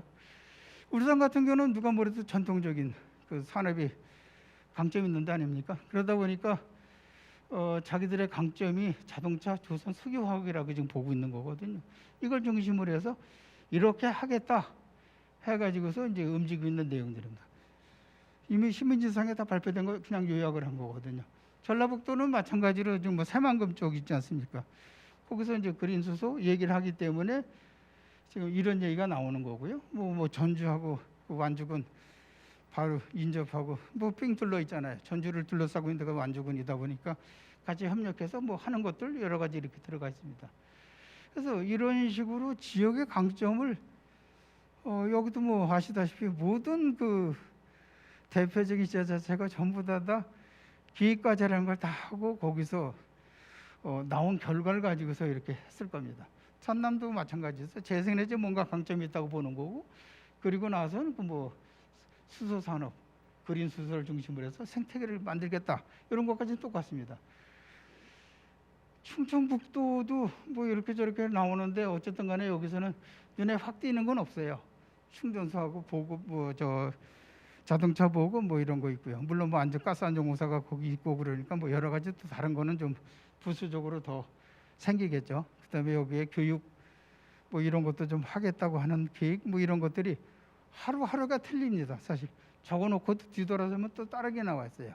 내용이 있다 없다 보다도 그 키워드 자체만 여기다 넣더라도 뭐 한 페이지, 두 페이지가 넘어갈 거라고 생각을 합니다. 그래서 이제 마무리를 좀 하겠습니다. 저는 강원도 액화수소 산업 선도도시권은 고민해서 만들어낸 얘기이기 때문에 이거서 전혀 뭐 드릴 말씀은 없어요. 이런 거 가지고요. 다만 이렇게 이제 했을 때 그만한 이유가 있을 거라고 생각을 하는 거고 또 여기서 얻는 게 있을 거 아닙니까? 그래서 지금 여러 가지 이렇게 보면 이렇게 해서 이렇게 그죠? 매출도 있고 고용 창출 이건 뭐 누구나 다 얘기하는 거고요. 거기 관련되는 기업도 좀 들어오게 하거나 뭐 이렇게 해서 이렇게 써 놓은 거거든요. 다만 제가 현재 입장에서 코멘트를 한다고 하면 이런 부분이다 하는 얘기입니다. 수소 충전소라고 얘기할 때에 고압가스 컴프레서 그다음에 수소 저장 탱크요. 뭐 450바짜리 그다음에 700에서 뭐 1000바짜리 이런 것 저런 것들이 이렇게 들어가지 않습니까? 그거는 무조건 지을 수밖에 없는 자동차도 마찬가지죠. 이건 어쨌든 안에 들어가는 탑재된 것은 700기압짜리고요. 지금 뭐 141리터짜리가 들어가느냐 뭐 볼륨에 대해서는 그렇다고 치고 일단은 거기 들어가는 것은 고압부터 중압 저압까지 전부 다 커버해야 되는 현재로서도 시장에 있는 기술입니다. 그렇죠? 이건 만들면 만약에 가스안전공사에서 뭐 이런 스펙을 가지고서 허가를 받는다고 치면은 이건 당장 판로가 있는 겁니다. 판로가 있는 거죠. 근데 이제 이렇게 액화에 대해서 딱 얘기할 때는 조금 좀 머리가 아파지는 거예요. 액화 플랜트가 있으니까 지을 겁니다. 액화 수조 이렇게 저장하는 탱크 누군가가 할 겁니다. 그 액화에 견딜 수 있는 소재 뭐 이런 기업에서 용접 기술까지 같이 할 겁니다. 뭐 이럴 때에는 일단은 눈에 보이는 것들보다는 조금 더 한 단계 물러난 것들이잖아요. 이런 것들이 현재 이미 뭐 유통이 되고 있다 그럴 때는 상관이 없는데, 유통이 안 돼 있을 때 생산부터 이것저것 하다못해 표준화되어 있는 부분, 안전 코드가 있느냐 뭐 이런 것까지도 같이 해결해야 되는 것들만 이렇게 좀 많이 남아 있는 형태예요, 제가 보니까. 그래서 이걸 보면서 어떤 식으로 해야 이게 좀 효율적으로 할 수 있을까, 이런 부분이죠. 액가수도 특구를 만들어서 들어온다고 치면, 어떤 기업이 들어온다고 치면 당장 팔아먹을 수 있는 거라야지만 되는 거죠, 그죠? 그래서 여기 와가지고 내가 레코드를 쌌어요. 테스트베드에서 레코드를 쌌다. 그럼 이걸 가지고서 내 수출할 수 있다, 뭐 할 수 있다, 이렇게 돼야지만이 바로바로 연관이 돼가지고 눈이 확 뜰 텐데, 그렇게 될 수 있는 거냐, 그렇게 할 수 있는 전략이 있느냐 하는 게 제 첫 번째 퀘션이었고요. 두 번째는 이런 거였어요. 자, 지금 아까 보시다시피 호남권하고 강원도는 그린 수소랑 관련해서 생산기지 쪽에 럼들을 딱 뒀거든요. 그러면 새만금 쪽은 예를 들어서 거기는 뭐 태양광으로 해가지고서 몇 기가와트 가지고서 수전의 설비로 수소를 얼마나 만들겠다, 뭐 이런 식의 계획을 세웠어요. 그러면 여기 입주할 기업이 있는가 하고 쳐다보실 거 아니에요. 그럴 때 예를 들어서 SK가 뭐 8개 기업이 지금 RE100 선언했지 않습니까, 그죠? 재생에너지를 가지고서 100% 내가 필요로 하는 에너지를 채우겠다. 이럴 때는 거기 가서 공장을 짓든지 거기다 투자를 하든지 뭔가 있어야 되는 거거든요, 그죠? 자기들은 그거는 선언했을 때는 반드시, 내가 이런 선언했을 때는 그것은 누군가가 그걸 평가하게 돼 있는 시스템 아닙니까? 내가 정말 재생에너지 베이스로 해서 100%, 물론 2050년 얘기입니다, 목표연도는요. 하지만 그렇게 갈 수 있다고 하는 그런 계획을 내놓고 뭐 얘기할 때에는 근거가 있어야 되는 거죠. 그 근거를 만들어줘야 되는 거 아닙니까, 기업체 자체도. 그럴 때 여기가 가지고 있는 강점이, 예를 들어서 그린 수소를 여기서 만들었다 이러면은 구태 여기까지 뭐 기업이 올 필요는 사실 없어요, 그죠? 그 사람들이 투자를 하고 우리가 뭐 공급을 한다든가 뭔가 시스템이 공정받을 수 정도, 믿을 수 정도 그런 그 시스템이 돼야 되는 거죠. 그래서 그 정도까지 이렇게 해서 너무 롱텀으로 하게 되면 기다린 사람도 지루하고 돈 투자한 사람도 지루하고 다 지루해요. 하지만 이제 단기적으로 우리가 할 수 있는 거, 뭔가 기업에서도 이득이 될 수 있는 거, 꼭 필요한 거, 빈 고리를 짜 맞춰서 그림을 조금 이렇게 좀 튜닝하면은 뭔가 좀 되지 않을까 하는 생각에 그냥 코멘트만 드린 거고요. 이거 한번 좀 시사점은 제가 다시 한번 정리했습니다. 시사점 자체는 이거 꼭 해야 됩니까? 이럴 때에는 이거 상당히 중요한 거거든요, 그죠? 기업체 입장에서 이거 뭐 이번 정권밖에 안 가는 거 투자할 이유가 있어? 이럴 때는 이건 소용도 없는 겁니다. 하지만 이거는 전 세계적으로 봐서 이건 트렌드다, 갈 수밖에 없는 길이다. 요거까지는 일단 좀 지금까지 얘기는 여러 가지 그 투자 이런 식으로 이제 다 얘기 나온 거고요. 요약을 하자면 이런 부분입니다. 제가 이제 지산지소에 RE100 뭐 이런 걸 썼지만 요거 지역 특성에 맞는 이 강점을 좀 크게 의존하는 거지만 이런 것들은 한번 좀 이 강원도가 하는 강점을 좀 연계시켜서 했으면 좋겠다 하는 거고요. 그다음에 장기적 관점에서 뭐 해외 수입 요거는 사실 또 다른 관점에서 아마 협력해서 어떤 얘기 하실지는 전 모르겠습니다만 요거는 한번 그런 데서 뭔가 좀 검토해야 되는 게 아닌가 싶어요. 현재 수세 자체는 사실 재생에너지 쪽에 많이 포커싱 돼 있거든요. 그건 누가 뭐래도 재생에너지 가지고서 수소를 만들었다는 것은 누가 보더라도 중간에 뭐 개입할 여지가 없어요. 재생에너지 들어와가지고 수소, 예를 들어서 4.5kW 아워 들어와서 1, 2방매토 수소 만들었다. 거기에는 뭐 재생에너지 그야말로 CO2 제로야, 이렇게 얘기할 수 있는 거죠. 하지만 거기에 이제 다른 것들 뭐 천연가스 가지고 만들었다 뭐 이럴 때는 효율이 얼마니까 요거는 얼마를 쳐야 된다, 이런 여러 가지 그 국제적으로 합의해 줄 수 있는 표준이 좀 필요한 거거든요. 서로 좀 코드가 맞춰져야 되는 겁니다. 나는 CO2 프리인 수소를 만들어 가지고 100을 만들어서 팔았습니다. 이렇게 얘기할 때 맞아, 당신 그렇게 했어 하고서 얘기해 줄 수 있는 국제기관에 공인이 받아줘야 된다는 얘기죠. 그건 이미 표준이 만들어지고 있고 논의가 되고 있는 과정 아닙니까? 그래서 이런 부분에서 이제 좀 이 대규모 뭐 실전 구체화도 그렇지만 뭔가 이 표준 이런 거를 레코드 삼아서 뭔가 데이터를 좀 가지고 있어야 되겠다 하는 얘기를 좀 합니다. 나머지 쪽은 사실 사회 수용성 얘기할 때 이 저 강원도 쪽은 누가 뭐래도 지난번 뭐 강릉 폭파 사건 이후로는 상당히 그 우측이 되어 있는 형태일 텐데요. 사실 수소에 대해서 얘기할 때는 수소는 이미 100년 이상의 역사를 가졌다는 거 다 합니다. 다만 이것이 낯선 데에서 쓸 때는 안전에 대해서 뭐 이렇게 좀 두려움은 있을 수 있는데 기본적으로 모든 에너지는 어느 정도의 리스크는 있으면 반드시 안전하게 쓸 수 있는 기술이 있다, 방법이 있다, 그런 그 프로세스가 있다 하는 것을 이제 연대해 주면 될 것 같습니다. 나머지 뭐 혁신적인 이런 수소는 뭐 지자체에서 할 일이라기보다도 정부 쪽에서 이런 부분이 됐으면 좋겠다 해서 적어놓은 겁니다. 현재 긴 시간 감사합니다. 관심 주셔서 감사합니다. 1세션 토론자분들은 이렇게 앞으로 나와주셔서 자리에 앉아주시면 감사드리겠습니다.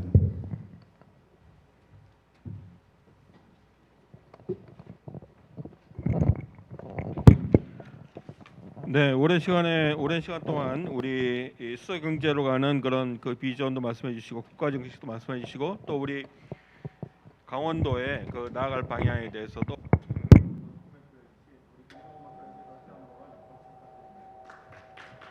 토론하실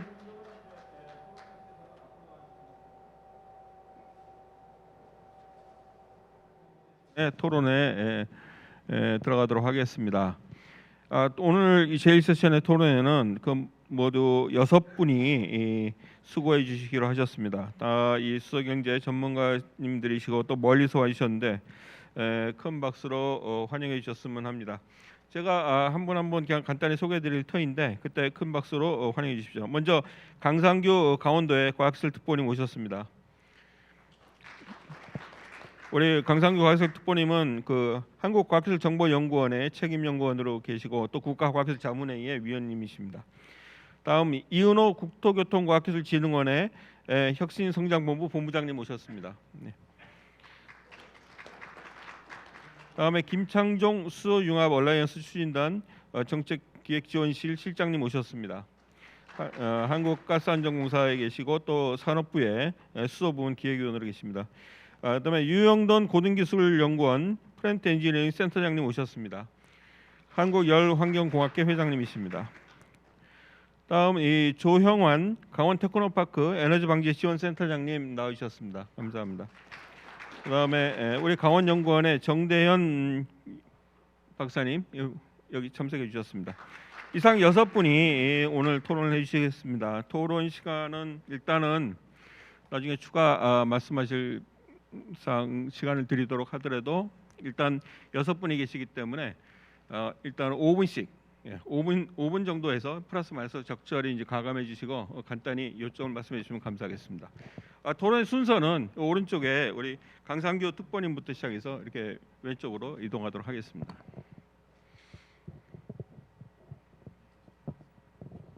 안녕하세요. 한국과학기술정보연구원 강상규였습니다. 이번에 과학기술 특보로 이제 그 선임되었습니다. 제가 여기 와서 여기 오신 분들은 그 수소 분야에 굉장한 베테랑이라는 걸 제가 이렇게 벌써 느끼고 있고요. 제가 기술로서 이렇게 말씀드리기보다는 저는 예산에 대해서 오늘 간단하게 좀 말씀드릴게요. 제가 지금 담당하고 있는 업무는 과학기술혁신본부에 R&D 파이라는 걸 하고 있는데 이 매년 R&D 예산이 20조 원 조금 넘지 않습니까? 그거를 얼마나 합리적으로 R&D 예산을 배분하는지 그거를 과학기술혁신본부의 그 이론을 저희가 이제 타당성 있게 서포트하는 역할을 하고 있습니다. 그래서 매년 이제 저희가 6월 말까지 차년도 예산을 올리잖아요. 그러면 거기에 예산을 합리적으로 올릴 수 있도록 여러 가지 이론과 바탕 뭐 이런 것들을 저희도 이제 해서 올리는데요. 심의위원들이 이제 보통 6월 말까지 하고 있는데 심의위원들하고 저희하고 이제 굉장히 이제 밀접한 관계를 가지면서 예산을 편성을 좀 하고 있습니다. 지난해 아까 이제 우리 김 박사님께서 그 R&D 예산이 18년도서부터 20년도까지 거의 한 400억 뭐 굉장히 많이 올랐는데 사실은 제가 수소 담당하면서 제가 했던 업무들이 이렇게 발표를 해주시니까 상당히 저도 굉장히 고무적이고요. 앞으로 더 열심히 해서 더 많이 올려야겠다라는 생각이 많이 들었습니다. 저는 딱 여기 오면서 대표적인 거 한 가지만 먼저 말씀드리면 2010년도에 저는 이제 예전에는 나노기술정책센터를 맡아서 하고 있었는데요. 2011년도에 제가 그때 실장으로 있었는데 2010년도에 그 그래핀이 노벨상을 받은 적이 있습니다. 그래핀으로 영국 맨체스터 대학의 이제 앙드레 가임하고 콘스탄틴 노벨로보스프 그 두 사람이 받았는데 그 다음에 우리나라에서 2011년도에 울산에 계신 강길부 의원하고 정가빈 의원이 그래핀 세미나를 국회에서 했습니다. 그래서 그 다음에 바로 이제 대규모의 그래핀 프로젝트가 생겼거든요. 근데 시작은 울산에서 시작을 해서 굉장히 대규모로 키웠는데 결국 12년도에 이거 프로젝트를 가져간 데는 전북 키스터 전북 지원에서 가져갔어요. 1세브에서 53억을 가져갔습니다. 저는 이제 그거를 옆에서 계속 지켜보면서 느낀 거는 울산에 계신 의원님들은 자기네가 이거를 키워서 울산에 기여하려고 굉장히 많은 노력을 했다는 걸 옆에서 볼 수 있었고요. 국회의원들이 거의 50몇 명이 참석을 해서 그 당시에 이게 그래핀이 세계적인 기술이구나. 우리나라가 정말 가능성이 있다. 그렇게 해서 이제 굉장히 대규모로 투자를 했는데 실제 가져간 거는 그 프로젝트는 가장 준비가 많이 된 전북 키스터 분원에서 가져갔다는 거죠. 저는 이제 오늘 이 말씀을 드리게 되는 이유는 저희 강원도가 이거를 정말 철저하게 준비하지 않으면 사실은 예산을 정부가 아무리 많이 다 세우고 그다음에 강원도 도지사님의 아무리 의지가 강해도 실제 우리가 가져올 몫이 크지 않다라는 거죠. 그러면 지금 저는 아까도 발표해 주신 분들께 저는 좀 감동 있게 좀 들었는데 우리가 여기 그 액상에 대해서 얼마나 많은 노하우를 갖고 있는지 그 기업들하고 지금 뭐 효성 같은 경우는 지금 뭐 울산에다 투자를 직접적으로 하고 있다고 하는데 강원도는 그럴 기업을 지금 유치할 준비가 되어 있는지 그리고 인력은 지금 액상에 관련된 R&D는 얼마만큼 연구 인력을 확보하고 있는지 이런 것들이 종합적으로 안 되면 사실은 아무리 프로젝트가 커도 건물밖에 질 게 없다라는 거죠. 건물만 짓고 플랜트 짓고 사람은 전부 외부에서 오고 그럼 강원도에 별로 도움이 되는 게 없을 거라는 거죠. 그래서 개인적으로는 아마 여기 하드웨어하고 소프트웨어를 같이 준비를 하셔야 되는데 하드웨어는 어차피 수소 그 추진 사업단이 있으니까 수소 추진단 사업단 단장님을 비롯해서 매달 한 번씩 소프트웨어적으로 네트워크를 구성을 해야 되고요. 여기 계신 저기 많은 기관들이 오셨잖아요. 기계연구원 사실 제일 많은 데가 이제 기계연구원, 키스트, 그다음에 에너지기술연구원, 그다음에 뭐 그 공사들, 그다음에 그 뭐 수소 안전, 그러니까 에너지 공사도 있고 안전공사도 있고 그런 기관들이 지금 수소를 다 핵심적으로 기술을 연구를 하고 있거든요. 그러니까 그런 공단들이 전부 강원도하고 네트워크가 돼 있어야 돼요. 그래서 강원도는 딴 거보다도 그분들 이 기관들한테 프로젝트를 무조건 줘야 돼요. 이분들이 강원도에 매달 오셔야 돼요. 매달 오셔서 아까 발표해 주신 같은 좋은 의견들을 계속 새로운 의견을 발표해 주시고 계속 새롭게 계속 조금 한 1, 2년 지나면 조금 더 효율이 더 높은 기술도 나오고 1, 2년 지나면 또 새로운 기술이 또 나옵니다.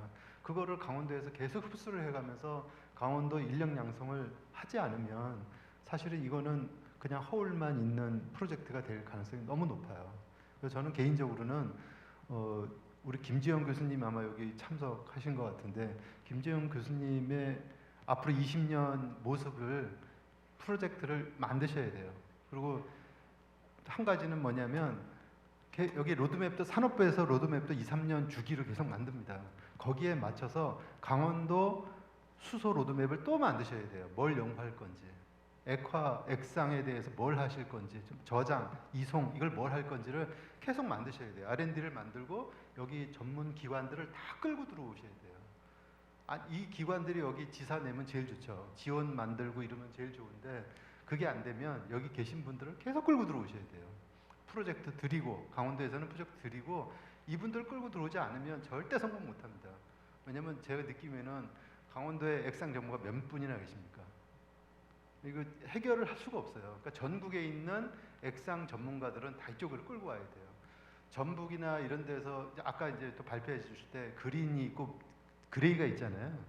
그레이는 기존 거 가지고 만드는 거고 그린은 새로운 신기술이잖아요. 새로운 신기술 가지고 새롭게 여기서 수소를 만들면 10년에서 15년 걸립니다. 생산까지 가면 보통 15년에서 20년 걸리는데 그때 정권 바뀌고 예산 어떻게 될지 프로젝트 어떻게 될지 아무런 감당 모르겠어요. 그걸 어떻게 할지 모르겠어요. 그런데 실질적으로 단기적으로 3년 안에 5년 안에 할 수 있는 일은 이건 바로 시작을 해야 될 것 같아요. 그래서 국가산단 엄청 크잖아요. 그거 지금 밀양 같은데 나노산단이거든요. 30% 못 채우고 있습니다. 생기지게 10년이 됐는데. 그러면 지금 개인적인 생각은 이거를 먼저 아까 우리 발제자님께서 해주신 대로 단기에 할 수 있는 것부터 도에서는 빨리 돈 투자해서 끌고 와야 돼요. 그리고 거기에 관련된 프로젝트는 여기 오늘 뭐 참석해 주신 모든 기관, 모든 그 전문가들한테 무슨 공고내서 무조건 다 이쪽으로 끌고 오셔야 됩니다. 그게 아마 저는 개인적으로 제일 중요할 거라고 생각이 들고요. 그러고 나서 국가 R&D는 제가 담당하고 있기 때문에 이쪽에서 끌고 오는 거는 제가 엄청 잘 서포트하겠습니다. 네, 이상 이걸로 마치겠습니다.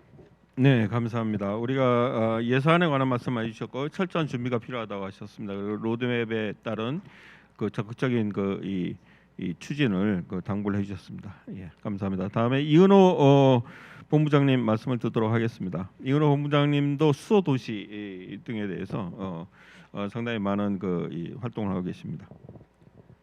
방금 소개받은 이은호입니다. 저희는 기관 이름이 좀 긴데요. 국토교통과학기술진흥원입니다. 저희는 현재 수소 관련해서는 수소 시범 도시를 저희가 선정하고 관리하고 이런 업무를 하고 있고요. 그 외에는 이제 수소 관련해서 저희가 현재 뭐 액화플랜트나 이런 것들하고 그리고 이제 예타 사업으로 현재 준비 중인 주로 실증 위주의 그러니까 국토부 특성에 맞는 실증 위주의 사업들을 주로 하고 있습니다. 저는 주로 이런 그 시범 사업이나 아니면 이제 이런 지자체들 선정하는 업무들을 주로 많이 하다 보니까 과연 이제 강원도가 준비하는 여러 가지 일들이 준비하시는 데 있어 갖고 가장 중요한 게 뭔지에 대해서 좀 말씀을 좀 드리고자 합니다. 일반적인 내용들은 다 아시기 때문에 좀 생략을 하고요. 예를 들어서 이번에 지금 이제 1기 그 4개의 수소 시범 도시가 있죠. 울산 같은 경우에는 여러 가지 이제 발제자께서 말씀하신 것처럼 석유화학이나 이런 기본적인 인프라가 갖춰진 상태에서 여러 가지 활용 방안들까지 연계되다 보니까 상당히 이제 정부에서 보기 때는 상당히 메리트 있는 그런 이제 도시로 다 선정이 됩니다. 그리고 안산 같은 경우 이제 시와 조력 발전이라는 어떤 친환경 이런 발전 시스템하고 시와 공단 쪽에 안산 공단 쪽에 시스템들을 연결하는 이런 부분들이 좀 강점으로 작용한 부분이 있고요. 그다음에 이제 전주나 완주 같은 경우에는 서로 두 도시가 수소 네트워크로다가 이제 연결되는 이런 시스템들과 이런 부분들이 결국 에너지가 한옥단지라는 관광 자원하고 연결되는 이런 어떤 그 장점을 부각시킨 부분이 있습니다. 그럼 이제 삼척, 강원도에 있는 삼척은 어떤 그 장점이 있었느냐? 여러 가지 부분이 있겠지만 최종적으로 보는 거는 뭐냐면 수소가 우리한테 어떤 에너지를 줄 것이냐에 대한 걸 가장 잘 이해한 게 저는 삼척이라고 봅니다. 수소는 그냥 수소를 만든 다음에 수소를 직접 활용하는 건 자동차나 교통수단에서 많이 쓸 수 있죠. 그리고 이런 수소를 이용해서 전기를 연료전지나 이런 걸 통해서 전기를 발생시키면은 이런 부분들은 가정용이나 산업용 전기로 쓸 수 있고요. 수소에서 가장 중요한 게 뭐냐면 열입니다. 열 에너지가 가장 중요하거든요. 실제 전기나 수소를 그냥 쓰게 되면 효율은 30%대밖에 안 나옵니다. 근데 열까지 사용하게 되면 70~80% 수준까지 에너지 효율이 올라갈 수 있습니다. 그래서 이 삼척 같은 경우에는 리조트 건설 계획하고 연계된 부분이 가장 높게 평가된 겁니다.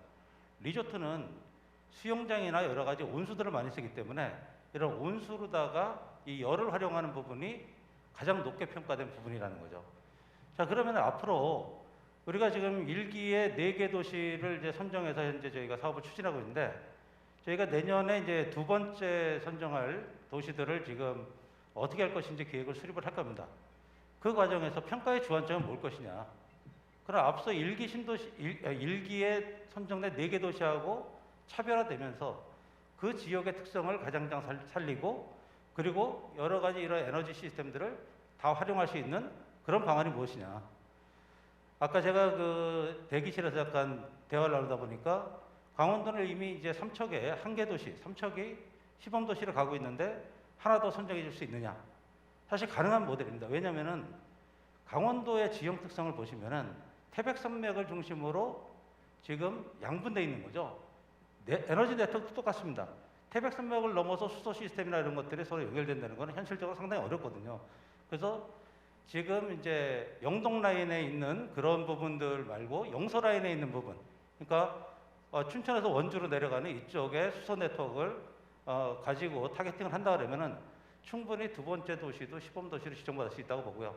특히 춘천 같은 경우에는 호반의 도시다 보니까 이 수자원과 연결된 부분들, 아니면은 강원도의 어떤 친환경적인 이미지, 이런 여러 가지들을 좀 복합적으로 감안해서 아이디어를 내신다 그러면은 충분히 가능성이 있다고 저희는 생각이 됩니다.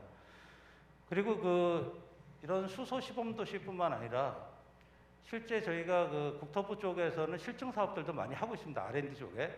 이건 이제 수소 시범 도시 선정과는 별도로 저희가 R&D 사업으로 실증을 하는 부분이 많은데요. 대표적으로 보면은 뭐 수소도시 운영, 스마트 수소그리드 기술 개발 같은 경우에는 현재 한 1,100억 정도의 예산이 투입되는 걸로 돼 있고요. 그래서 현재 저희가 계획하고 있는 그 실증 사업은 약 한 13개 사업에 13개 과제에 한 8,400억 정도 수준이 현재 계획이 되어 있습니다. 그래서 이런 부분들을 사전에 좀 내용들을 미리 좀 보시고 철저한 준비, 사전 준비가 많이 된 데가 결국은 이길 수밖에 없습니다. 그래서 좀 그런 부분들을 좀 사전에 좀 미리 좀 공부를 하는 것들이 필요하다고 저는 보고 있습니다. 그리고 금방 이제 그 토론자께서 말씀하신 것처럼 이 하드웨어와 소프트웨어가 같이 가야 되는데요. 현재 국내에 예를 들어서 이제 자율주행이다 그러면 자율주행 같은 경우에는 현재 특성화대학이나 특성화대학원 같은 것들 설립이 지금 활발히 진행되고 있는데요. 수소 관련돼서는 지금 특수대학원이나 이런 것도 설립이 어렵지 않음에도 불구하고 각 대학들이 아직은 머뭇거리고 있는 현실입니다. 그래서 제가 볼 때는 인력 양성을 하고 관련 전문가들을 육성하려면은 강원대학교나 아니면 기타 그 강원도 내 여러 대학이 있을 텐데 이런 데다가 수소 특성화대학원 같은 이런 특수대학원 설립을 추진하시면서 국고 지원도 어느 정도 받으시고, 저희가 철도 특성화대학원 같은 경우에 연간 한 10억 이상의 그 교재 개발비나 학생들의 그 어떤 등록금이나 이런 부분들을 지원하는 사업들도 있습니다. 이런 부분들을 그 정부에 신청하실 수도 있는 거니까 이런 특성화대학원이나 이런 것들 설립하면서 인재를 양성하시고 이런 부분들이 연구 인프라로 활용되면서 하드웨어와 소프트웨어가 같이 갈 수 있는 이런 시스템으로다가 좀 전략을 수립하는 게 어떤가 저는 제안을 좀 하고 싶고요. 마지막으로 제가 아까 발제자께서 말씀하신 4차 산업혁명 관련된 말씀을 좀 드리고자 하는데요. 4차 산업혁명이 지금 이제 국내에서는 ICT 융복합 기술로 인한 초연결 사회를 4차 산업혁명이라고 부르는 분들이 일부 있습니다. 근데 제가 얼마 전에 이제 유럽에 계속 파견을 가서 좀 장시간 체류하면서 느낀 게 유럽에서는 4차 산업혁명이라는 그 단어 자체가 존재하지 않습니다. 근데 이거는 컨버전시지 레볼루션이 아니거든요. 지금 저희가 볼 때는 유럽이나 미국에서 볼 때는 4차 산업혁명은 전 지구의 3분의 2 이상이 혜택을 받을 수 있는 에너지 혁명이라고 대다수가 보고 있습니다. 그래서 저희는 4차 산업혁명의 시대에서는 결국 수소 등 이런 신재생 에너지가, 그러니까 그린 에너지가 지금 전 세계를 그러니까 패러다임을 바꾸는 이런 시스템으로 전환되는 게 4차 산업혁명이라고 보고 있고요. 지금 1차, 2차, 3차 산업혁명을 거치면서 그 과정을 선도적으로 이끈 나라들이나 도시들은 다 선진국이 됐고요.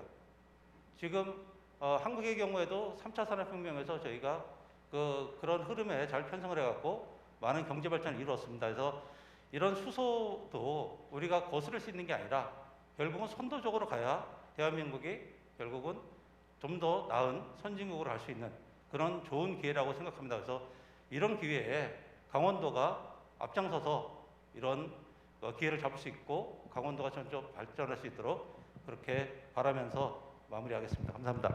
네, 감사합니다. 이 강원도가 이런 수소 경제 수소 사회에서 앞서 나갈 수 있는 여러 제안을 해주셨습니다. 우리가 많이 연구 검토하고 또 실천해야 될 부분을 제안해 주셔서 너무 감사드립니다.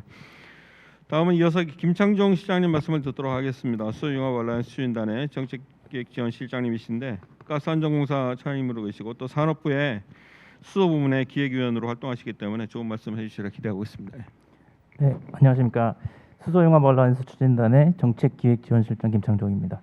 옆에서 본부장님께서 조직이 길다고 하셨는데요. 저는 더 긴 것 같습니다. 더 길고 조직 제가 속해 있는 것도 길어가지고 가끔 제가 헷갈릴 때가 있어요. 그래서 아무튼 이 자리에 좋은 선배님, 전문가분들하고 같이 이렇게 의견을 나눌 수 있어서 너무 감사하고요. 우선 제가 여기 딱 왔는데 요새 좀 토론회를 자주 가는데 여기 딱 앉아 보니까 강원도 같아요. 진짜 강원도 같습니다. 밖에 보이는 전경이 너무 강원도 같아서 되게 좋은 것 같고요. 차를 운전하면서 오면서도 강원도구나 느꼈습니다. 그래서 강원도가 수소하기 되게 좋은 도시구나라는 생각이 들었어요. 청정도시라는 이미지가 있고 제가 와서 보고도 정말 깨끗하다 이런 이미지가 되게 좋았습니다. 그래서 제가 우선 앞에서 좋은 말씀 많이 하셨기 때문에 말씀드리고 싶은 거는 강원도의 이미지 있잖아요. 그 이미지, 그 좋은 이미지, 그린이라는 이미지, 그 이미지에 맞는 특색 있는 수소를 하시면 될 것 같아요. 그리고 제가 여러 지자체를 이렇게 돌아다니다 보면 다 하려고 합니다.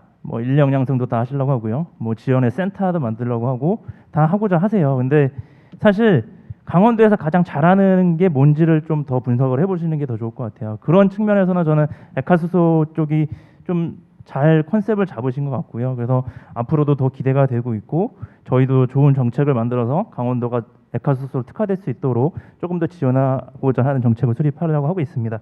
그래서 강원도에 맞는 그런 기술들을 많이 좀 생각을 해보셨으면 좋겠습니다. 그래서 백화점식이 아닌 백화점식은 앞으로 이제 이게 경쟁력이 생겨서 수소 경제가 잘 돌아가기 시작하면 사실 학교도 생기고 또 센터도 생기고 이렇게 될 건데 지금은 아직 백화점식으로 다 하기에는 예산이 좀 한정적이고 제한적이라는 거를 좀 말씀을 드리고 싶고요.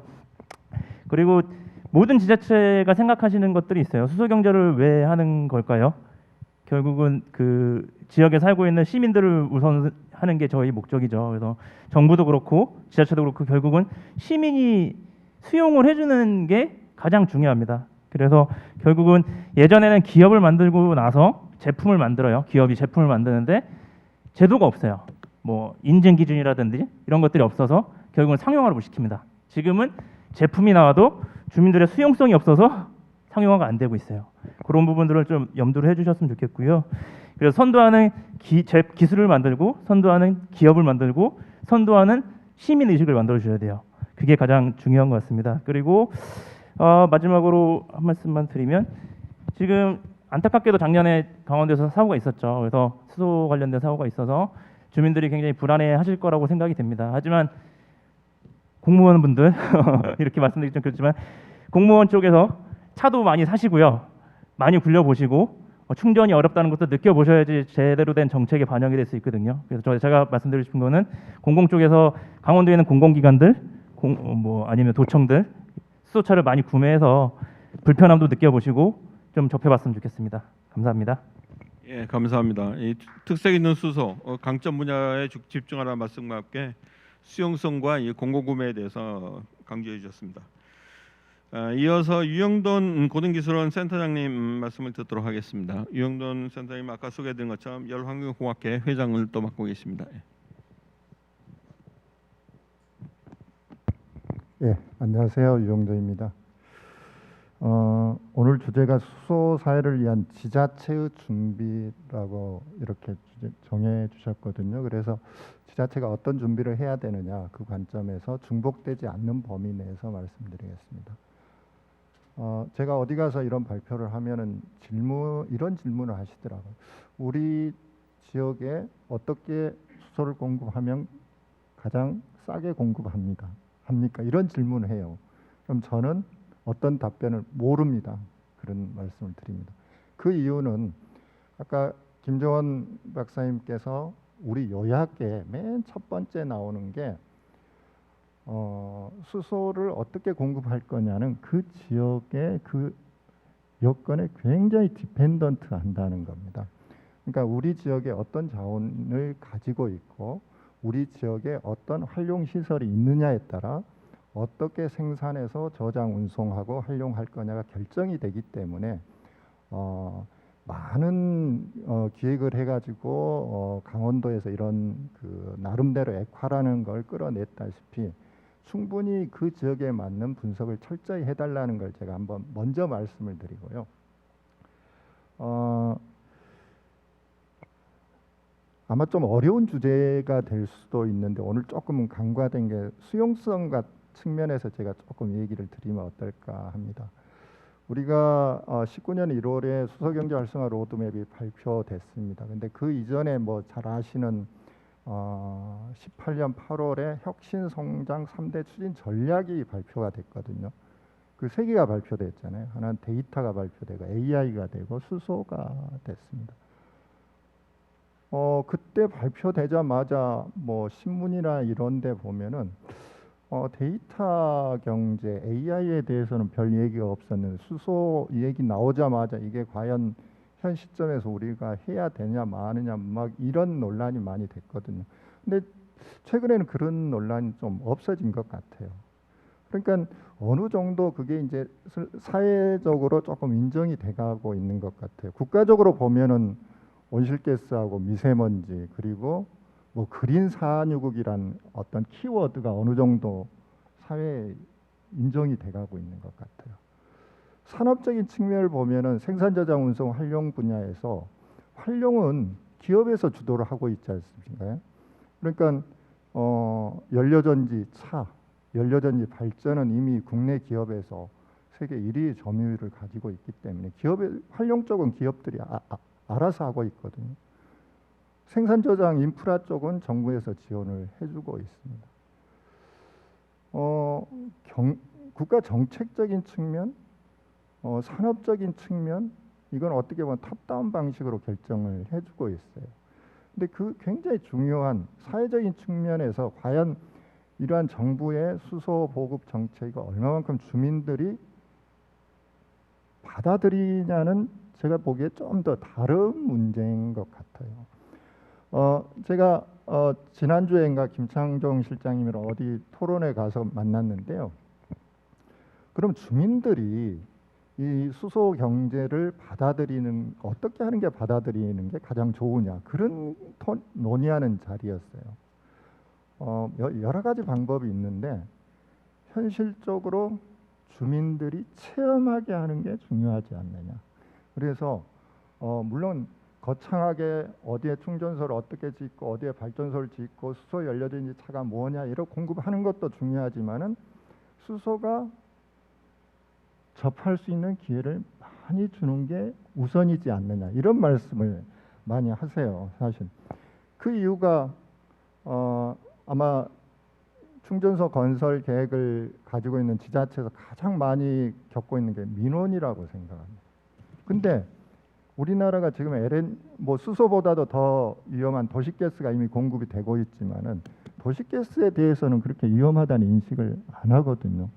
우리가 86년도에 도시가스가 처음 공급되면서 30년 이상 우리가 겪어서 이게 안전하다는 걸 우리 몸으로 느꼈기 때문에 부담이 없어졌다고 저는 생각합니다. 그렇기 때문에 물론 거창한 지자체의 계획도 중요하지만은 주민들이 수소가 안전하다는 이 체감할 수 있는 기회를 많이 주는 게 향후에 강원도에서 어떤 정책을 집행을 하실 때 조금 주민의 수용성이 좋지 않을까 이런 생각을 합니다.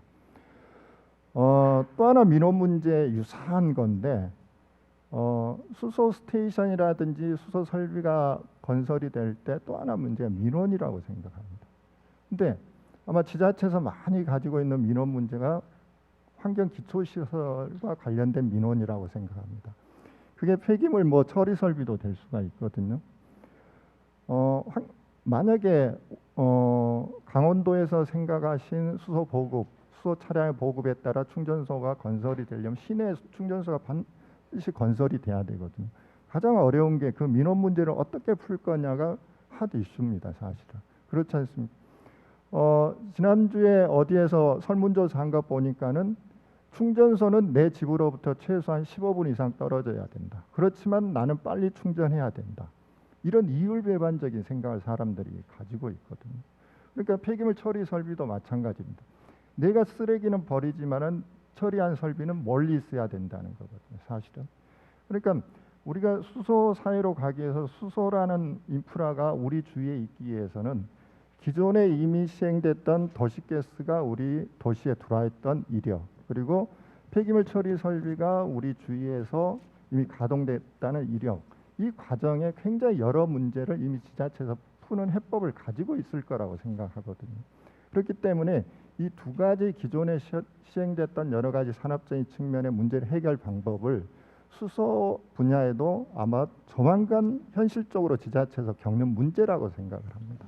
그래서 이미 시행됐던 이 두 가지 문제를 잘 벤치마킹 하시면은 아마 수소가 도시에 또 우리 주민 주위에 설치됐을 때 많은 문제가 조금 미리 풀 수 있는 해답을 찾을 수 있지 않을까 이런 의견을 드립니다. 이상입니다. 네, 감사합니다. 지역에 기반을 둔 지역 특성을 고려한 개발하고 수용성 문제, 특히 뭐 민원의 기존의 예에서부터 새로운 슬기로운 방법을 찾는 문제에 대해서 조언을 해주셨습니다. 감사합니다. 이어서 이제 강원 TP의 조영환 센터장님께서 말씀해 주시겠습니다. 강원 TP는 우리 강원의 수소 경제를 위해서 많은 그 투자와 연구를 하고 있는 그 기관인데 좋은 말씀 좀 부탁드립니다. 예, 안녕하십니까. 강원 테크노파크의 조형환입니다. 오늘 이제 토론을 하시는데 제가 유일하게 이제 강원도에서 액화수소 산업에 관련되어져 있는 것을 기획하고 규제자의 특구 사업이나 분산형 수소 생산기지 여러 가지 그 진행 중인 사업에 대해서 좀 계획을 많이 잡았던 사람이기 때문에 이전에 말씀하셨던 우리 김종훈 박사님을 비롯해서 토론자 여러분들께서 궁금해하셨던 그런 부분들에 대해서 약간의 답변과 제 의견을 좀 말씀드리겠습니다. 먼저 강원도가 왜 액화 수소 산업이냐라는 게 제가 기획을 할 때 제일 많이 들었던 얘기입니다. 강원도가 한 4년 전부터 진행을 할 때 왜 액화 수소야? 라고 이야기하면 액화 수소 가기 전에 수소부터 퀘스천이 나옵니다. 왜 강원도가 수소지? 라고 질문하면 어느 누구도 답변하기가 좀 어려웠던 상황이었습니다. 그때 저희가 좀 끌고 왔던 우리들의 자원이라고 이야기하면 울산이 수소를 잘하고 있는 거는 물론 현대자동차라는 데도 있고 그 석유화학단지에서 나오는 부생수소가 아주 풍부하기 때문입니다. 광주가 하겠다라는 거는 자동차 상용차 기업들이 있고 그럼 강원도에 과연 무엇가 있냐 했을 때 지금 그레이 수소라고 약간은 다운돼서 보여지고 있지만 대용량으로 활용할 수 있는 LNG 인수기지 LNG라는 게 이제 우리나라에 당진까지 하면 5기가 되고 인수기지 기반으로는 현재 뭐 애월까지 하면 5개 정도가 있는데 그 가운데 이제 삼척 LNG 인수기지가 있습니다. 그 삼척 LNG 인수기지에는 무궁무진한 냉열이 있어서 영하 253도를 쓰기 위한 액화수소 시설에 영하 160 정도 쓸 수 있는 LNG 냉열을 활용하면 대한민국 그 어느 지역보다도 그 액화수소를 만들 때 경제성이 있지 않겠냐라는 자원적인 입장에서 저희가 좀 체크를 하게 되었습니다. 그거 말고도 아까 이제 말씀하신 대로 저희 그린 수소에 대한 태양광 풍력도 많이 있습니다. 근데 태양광과 풍력은 현재 존재하고 있지만 이것들은 다 그리드에 물려 있습니다. 즉 발전 사업자가 이 에너지를 모두 다 전력으로 판매를 하고 있기 때문에 이 에너지를 활용해서 그린 수소를 만들기에는 현재는 약간 경제적으로 어려운 상황이 있습니다. 하지만 강원도에서는 선제적으로 도가 갖고 있는 풍력 발전기를 이용해서 그린 수소 생산하기 위한 실증 사업을 내년도에 지금 국내 모 대기업과 추진 중에 있습니다. 즉 그런 경제성이 있는 것을 포기하는 상황이 되어야지만 그린 수소에 대한 접근이 되어서 그런 부분 좀 있다는 거 말씀드리고요. 그리고 저희가 규제 특구 사업 안에서 액화 수소를 만들 수 있는 기업들은 국내 뭐 H모사라고 좀 많이 방송에 나오는 기업이 있습니다. 그 기업을 비롯해서 저희가 사업을 확정을 받고 나니까 주로 액화 수소는 LNG를 다루는 기업들이 관심이 많습니다. 근데 액화 수소가 현재 산업화가 안 돼 있기 때문에 그걸로 매출을 하지 못하니까 대부분의 기업들이 할 수 있는 기업의 기술 소스는 다 LNG에 있습니다.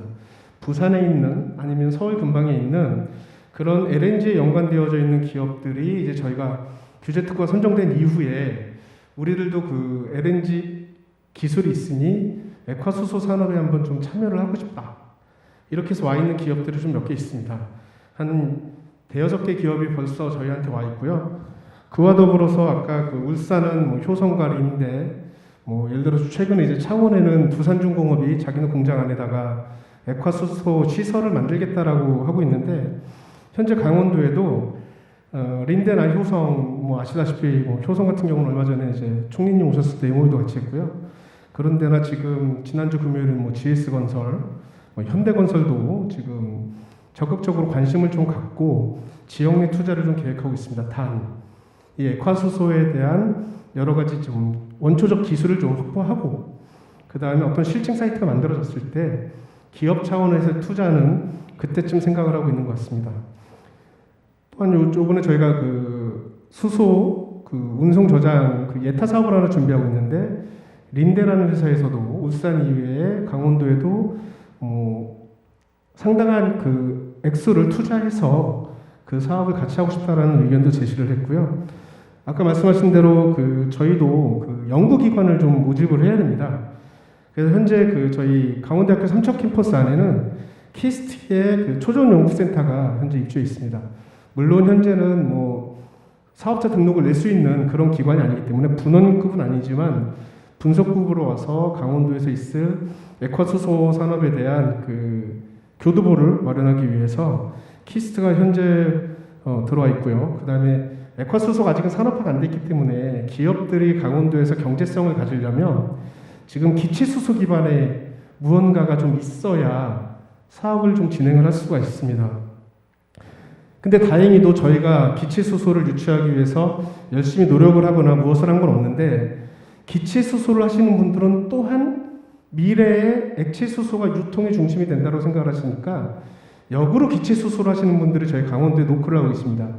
예를 들어서 최근에 회사명을 좀 개편했는데 NK 예트로라든지 SPG 덕양, 대성, 그 다음에 DL 이런 기업들이 강원도에서 기체수소 기반과 액화수소를 같이 혼합할 수 있는 비즈니스 모델을 저희한테 좀 제시를 하고 있고요. 또한 저희가 일단은 그린 수소보다는 그레이 수소 쪽으로 먼저 움직이다 보니까 적극적으로 저희가 협조를 해야 될 기관들이 좀 있습니다. 예를 들어서 가스공사라든지 가스안전공사, 가스기술공사 이런 부분들은 우리나라의 이제 3대 가스에 관련되어져 있는 기관이기 때문에 각각의 기관들과 현재 기술 개발 및 신산업 발굴을 위해서 사업 협의를 아주 적극적으로 하고 있고요. 특히 액화수소 제조시설이나 운송, 충전소 운영에 있어서는 강원도 내에 사시는 강원테크노파크도 그런 시설들을 안전하게 움직일 수 있는 기관은 안 되기 때문에 가스기술공사와 함께 저희가 전략적 제휴를 통해서 가스기술공사가 구축되는 모든 시설에 대한 운영을 좀 함으로써 안전하게 진행을 하려고 좀 준비를 하고 있습니다. 아까 교육 인프라에 대해서도 말씀을 해주셨는데 강원대학교 삼척 캠퍼스는 현재 에너지 전문 대학원으로 지정돼서 운영되고 있고요.